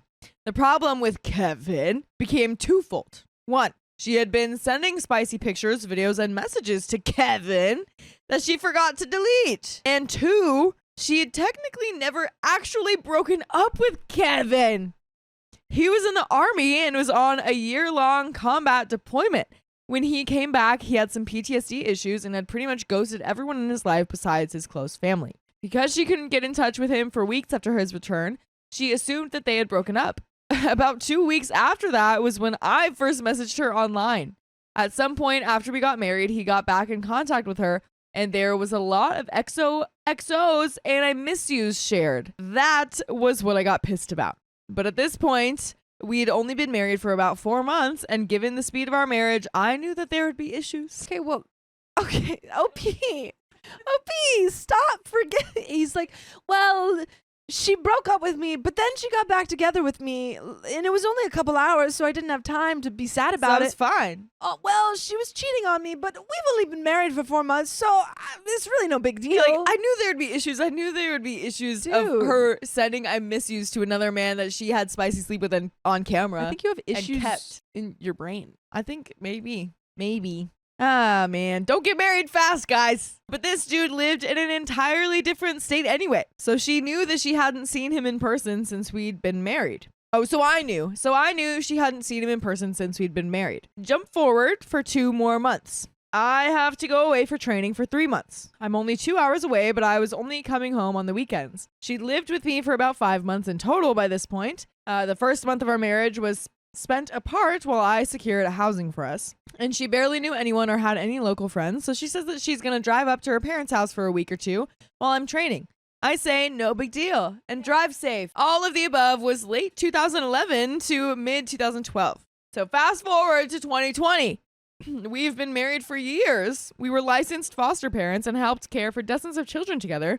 And we had 2 of our own children and adopted 1 more. Aw. One day, I get a Facebook message from an obviously fake account that sent me screenshots of posts that my wife had made in a private group. These posts were back from 2012 and 2013. Basically, she'd implied that she missed her exes and she regretted getting married and a bunch of other stuff. So after seeing this, I start going through her emails. I found old emails that she had sent to Kevin with their old pictures and videos together, along with nudes she had sent him both before and a few months after we got married. I could see the paper trail, but not all of the content because a lot of it had been deleted. Then in her Facebook messages, she had dozens of messages that she had sent to her friends talking crap about me, telling them about how much she missed Kevin and about how much she missed Jack, and that and she wished that she had stayed with him because they got along together and he was better in bed and all sorts of crap like that. Of particular note, she talked about how during the 3 months of training that I went to, she drove up to her parents' house, but also visited Jack to tell him that she had gotten married. Most of our friends did not know that we had gotten married. She said that they cried in each other's arms all night, and she begged him to tell her to stay. And Opie's reading all of this, and he's like, "Well, there's always problems in a marriage. Yeah. I knew there'd be problems in a marriage. You can't agree on everything in a marriage. Sometimes your wife needs 4 partners, right? Right? But we worked through it. It's been almost 10 years. It is kind of crazy though to be like, you're in the military, you're dating this girl, and then you go silent because you're doing military things for 2 weeks. Yeah. And then you come back and you're like, "Hey, girlfriend," and then you find out that she's married. He told her that she should go be a wife because she was married now. She somewhat implied that they slept together, but didn't outright say it. Just that she stayed there either really late or overnight. I also saw messages that indicated that she had been talking to as many as 5 guys all at the same time. Jack, Kevin, me, and 2 other guys whose real names don't matter. So while we're planning our wedding online, she's still talking to 4 other guys. Keep in mind, I'm reading all of these messages in 2020, but they were all written in 2012 and 2013. There were no more messages like this after 2013 and didn't appear to be any communications with her exes or anyone else. But given all the references that she made to deleting things and the obvious gaps in conversations and emails, not finding anything didn't mean that there hadn't been anything. I waited a few days, but eventually I confronted her about it. The first topic I addressed was Jack, and I told her up front that I don't know or I don't remember answers wouldn't be accepted, so she needed to pause and think before she spoke. I then asked her if she slept with him while I was at training. She almost immediately said that she didn't remember. Wait, sorry. He's asking this in 2020, right? Yes. And this happened in 2013? Yes. Honestly, kind of reasonable if she doesn't remember. She's like, "I don't know. This was 7 years ago. 7 years ago. Like, I mean- probably." Yeah, exactly. I called BS and we argued for a bit. She then changed her answer to 100% no. She did not sleep with Jack. I didn't believe her. We argued about several other things in the messages, which I did send her screenshots of. But ultimately, the damage was done. She apologized profusely about everything. She told me how immature she was back then and how she admits that she was a bad wife. But she said when we started fostering and she saw how I was with children and as a father, she realized that she already had everything she wanted, and that's why she cut all communication with them in 2013, which does line up with the year that we started fostering children. So wait, when did they start fostering children? Like in terms of when they married? Like how long after they married did they start fostering? I don't know when they married. Wait, so I think they're 35 now. They're Yeah, and they were 35 now. This happened when they were like 22. 22. Yeah. 22 when they got married. Let's do some math, people. Gosh. Well, how? What? So if it's 2020 now, Yeah. and they're 35 and they got married when they're 22, let's see when they got married. So 35 minus 22, that's 8, and then plus 5 is 13. So they got married 13 years ago. So now 2020 minus 13, they got married in 2007. This all happened in 2012 and 2013, right? Am I wrong? Did I do? No, I just didn't know where you were going with your math. but Right? I think that's right, but I don't know. But this seems like it happened a little faster when they got married. Anyway, she swore that she's never physically cheated, and outside of the messages I saw, she's never flirted or anything with anyone. And given that I couldn't find any indication of it beyond 2013, I felt inclined to believe her about that. She deleted everything, her old email address and all of her social media accounts. She claimed that she was doing it because none of that old stuff mattered to her anymore, and she just wanted to move forward with me. But I couldn't help wonder if she deleted it because I had just seen the tip of the iceberg. In all other aspects of her life, my wife is not a sneaky or underhanded person. In fact, she's more of a hippie prude. She doesn't like inappropriate jokes. She doesn't watch corn or anything remotely spicy related. She has absolutely no spicy hobbies or vices or anything. She's oblivious to any kind of subtle flirting, That's even not from true. me. I'm sorry. I'm just imagining like she can't tell when I'm flirting with her. I'm like trying to make these moves and she's not reacting at all. I guess she just doesn't get it. Doesn't get it. When Opie's really like, she's "Hey, just like girl." ignoring him Yeah. because she doesn't want to do anything. She's on her phone and he's like, "Hey, Yeah. You thought you looked cute over there, and she's like, oh, thanks. "Oh, that's nice, thank you." Yeah. From all outward appearances, she really does appear to have been going through a phase back then and that she's matured past it. Even before I knew about all the messages and stuff. She's practically the definition of a classic soccer mom. And over the years, her libido, which was already kind of low in my opinion, has reduced drastically. All in all, she is not a spicy related or romantic person, so the idea of her seeking any outside romance is truly a foreign idea at this point. But the moment that she said, "I don't remember," when I asked her if she slept with Jack, my trust was irreparably damaged. I debated for a long time about what to do. Yeah, it was old news by the time I found out, but it was new to me. We had 2 young kids by then, and I believe that we were still in the adoption process for the 3rd child at the time. A divorce would have ruined any chances of either of us adopting the child. So I decided to try and move on past it. Until she was taking our daughter back to their hometown, where Jack still lived, for a concert for our daughter's birthday. We couldn't really afford for me and both of our boys to go, and she would be going with her sister, so it's not like she'd have time to go off and visit old friends. Right? Right? She doesn't have time, right?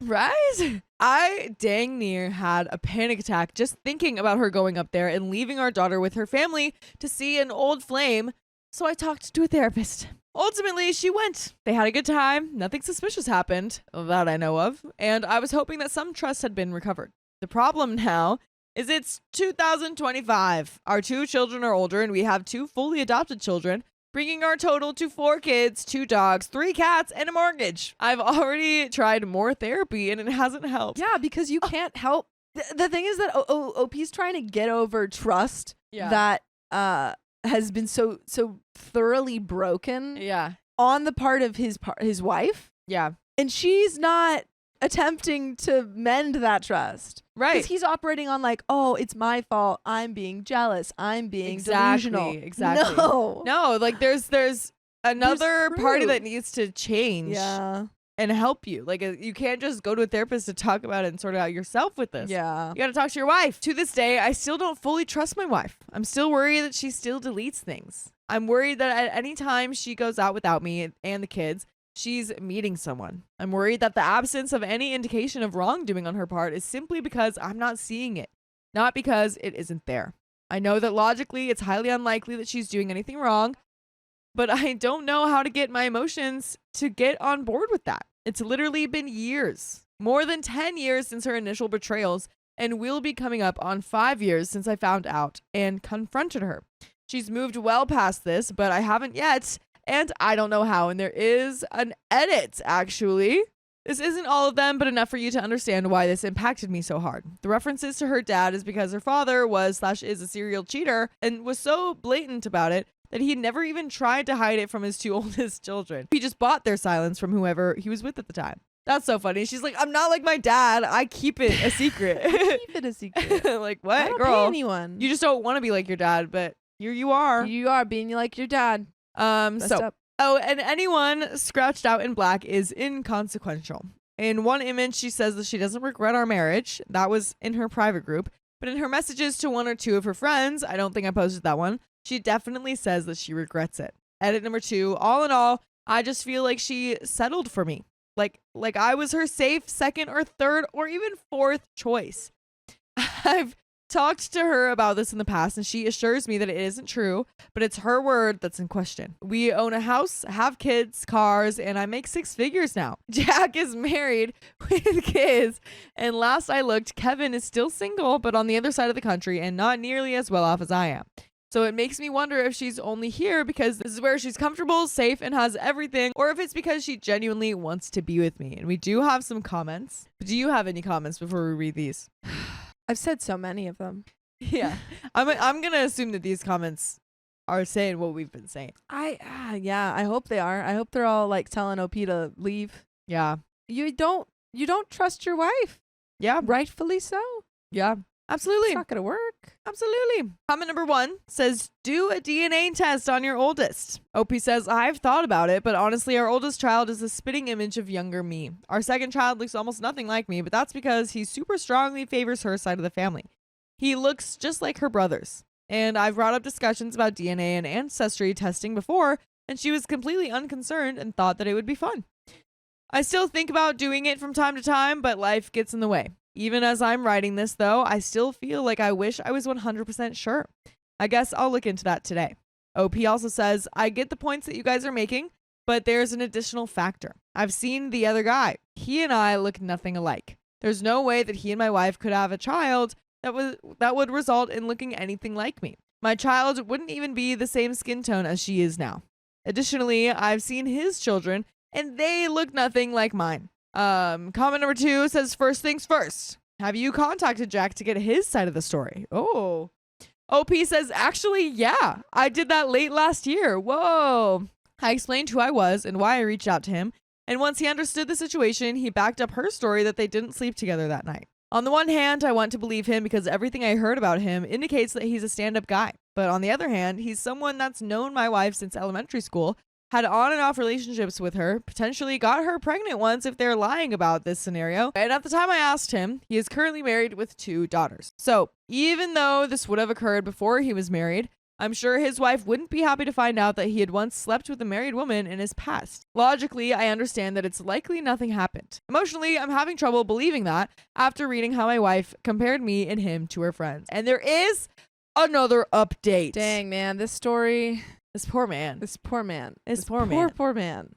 Yeah. He just can't see who Yeah. his wife is. Yeah. Well, it's hard too because I mean he's had so many years That's of like the good thing. times. I think the problem is that it happened so many years ago. Yeah. And But if it, he's just you Yeah. know, or past Yeah. 5 years found out.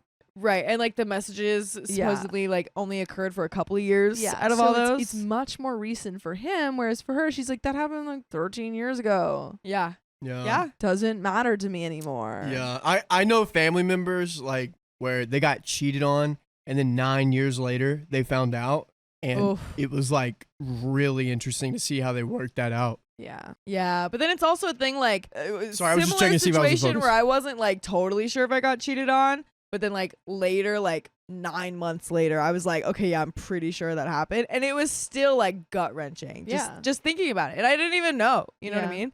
So it's like that stuff is, it's just that like trust and betrayal is still Yeah. existent, even if absolutely. like you know she's sorry and she's Yeah. made it up. You know, No. so Yeah. so OP, it's okay. It's okay to Alright. feel these things. It's okay. But we do have an update. So I really was leaning on trying harder to let the past go. It's been years, and even though trauma doesn't just disappear like that, it felt like I could and should make peace with my life as it was. Unfortunately, we got into a stupid argument today, and everything spilled over because she started the argument in front of our 10-year-old daughter. No. We tried, or at least I tried, to keep a lid on it for our daughter's sake, but she just wouldn't drop it. So once we got some distance between us, I texted her and told her that I resented a lot of things that she's done to me over the years. I resented being somewhere between her third and fifth choice. I resented her talking crap about me to her friends when she needed to vent, especially because I have no one to vent to except for her. I resented having to constantly seek her out in this relationship. I told her that she says that she cares, but her behavior doesn't match her words. I shouldn't have to constantly ask her to spend quality time with me or be intimate, that a person who genuinely wanted me would seek those things out on their own. I told her that part of me believes that she wanted me to get to this point so that I'd be the one to call it quits and she wouldn't look like the bad guy. I told her that even though she claims that she agreed to counseling, I'm the one that has to set it up because she can't be bothered enough to care. For context there, she handles all of our insurance-related responsibilities and appointments, so it's unfamiliar territory for me to handle stuff like that. By the way, you can handle stuff like full episodes with more stories just like this one on iHeartRadio, Spotify, Apple Podcasts, whatever your favorite podcast app is. Just search OK Storytime. You got this. You can handle it. You're ready. You can, if you're not familiar, you can get familiar. It's very easy. Get familiar. There is a little bit more to the story, but you have any final thoughts? None that I haven't already said. Yeah. Same stuff, honestly. Let's just finish this right up. Anyway, she eventually said if separation was what I wanted, then she would leave. I told her if she wasn't willing to walk in with a fresh apology and ready to discuss our issues, then she can pack her crap and go. Since I sent that message, she's sent me 3 counselor options and says that she doesn't think separation or divorce is the answer. So I guess we'll do couples counseling and go from there. Okay, so she totally like flipped on that. Yeah, she was bluffing, and then he called her Yeah, bluff. interesting. Yeah, she was like, if you want to break up, we can break up. And She goes, he "Walk was away." like, well, if you don't want to do therapy, Yeah. then we can break up. And she's like, said, oh, "Wait, wait. Never mind. So yeah. Okay. Oh, and that's the end of the story. So yeah, Whoa. That is the end of that story. and the end of this episode. Oh, I know. So if you love us, make sure to subscribe. we love you. and see you tomorrow.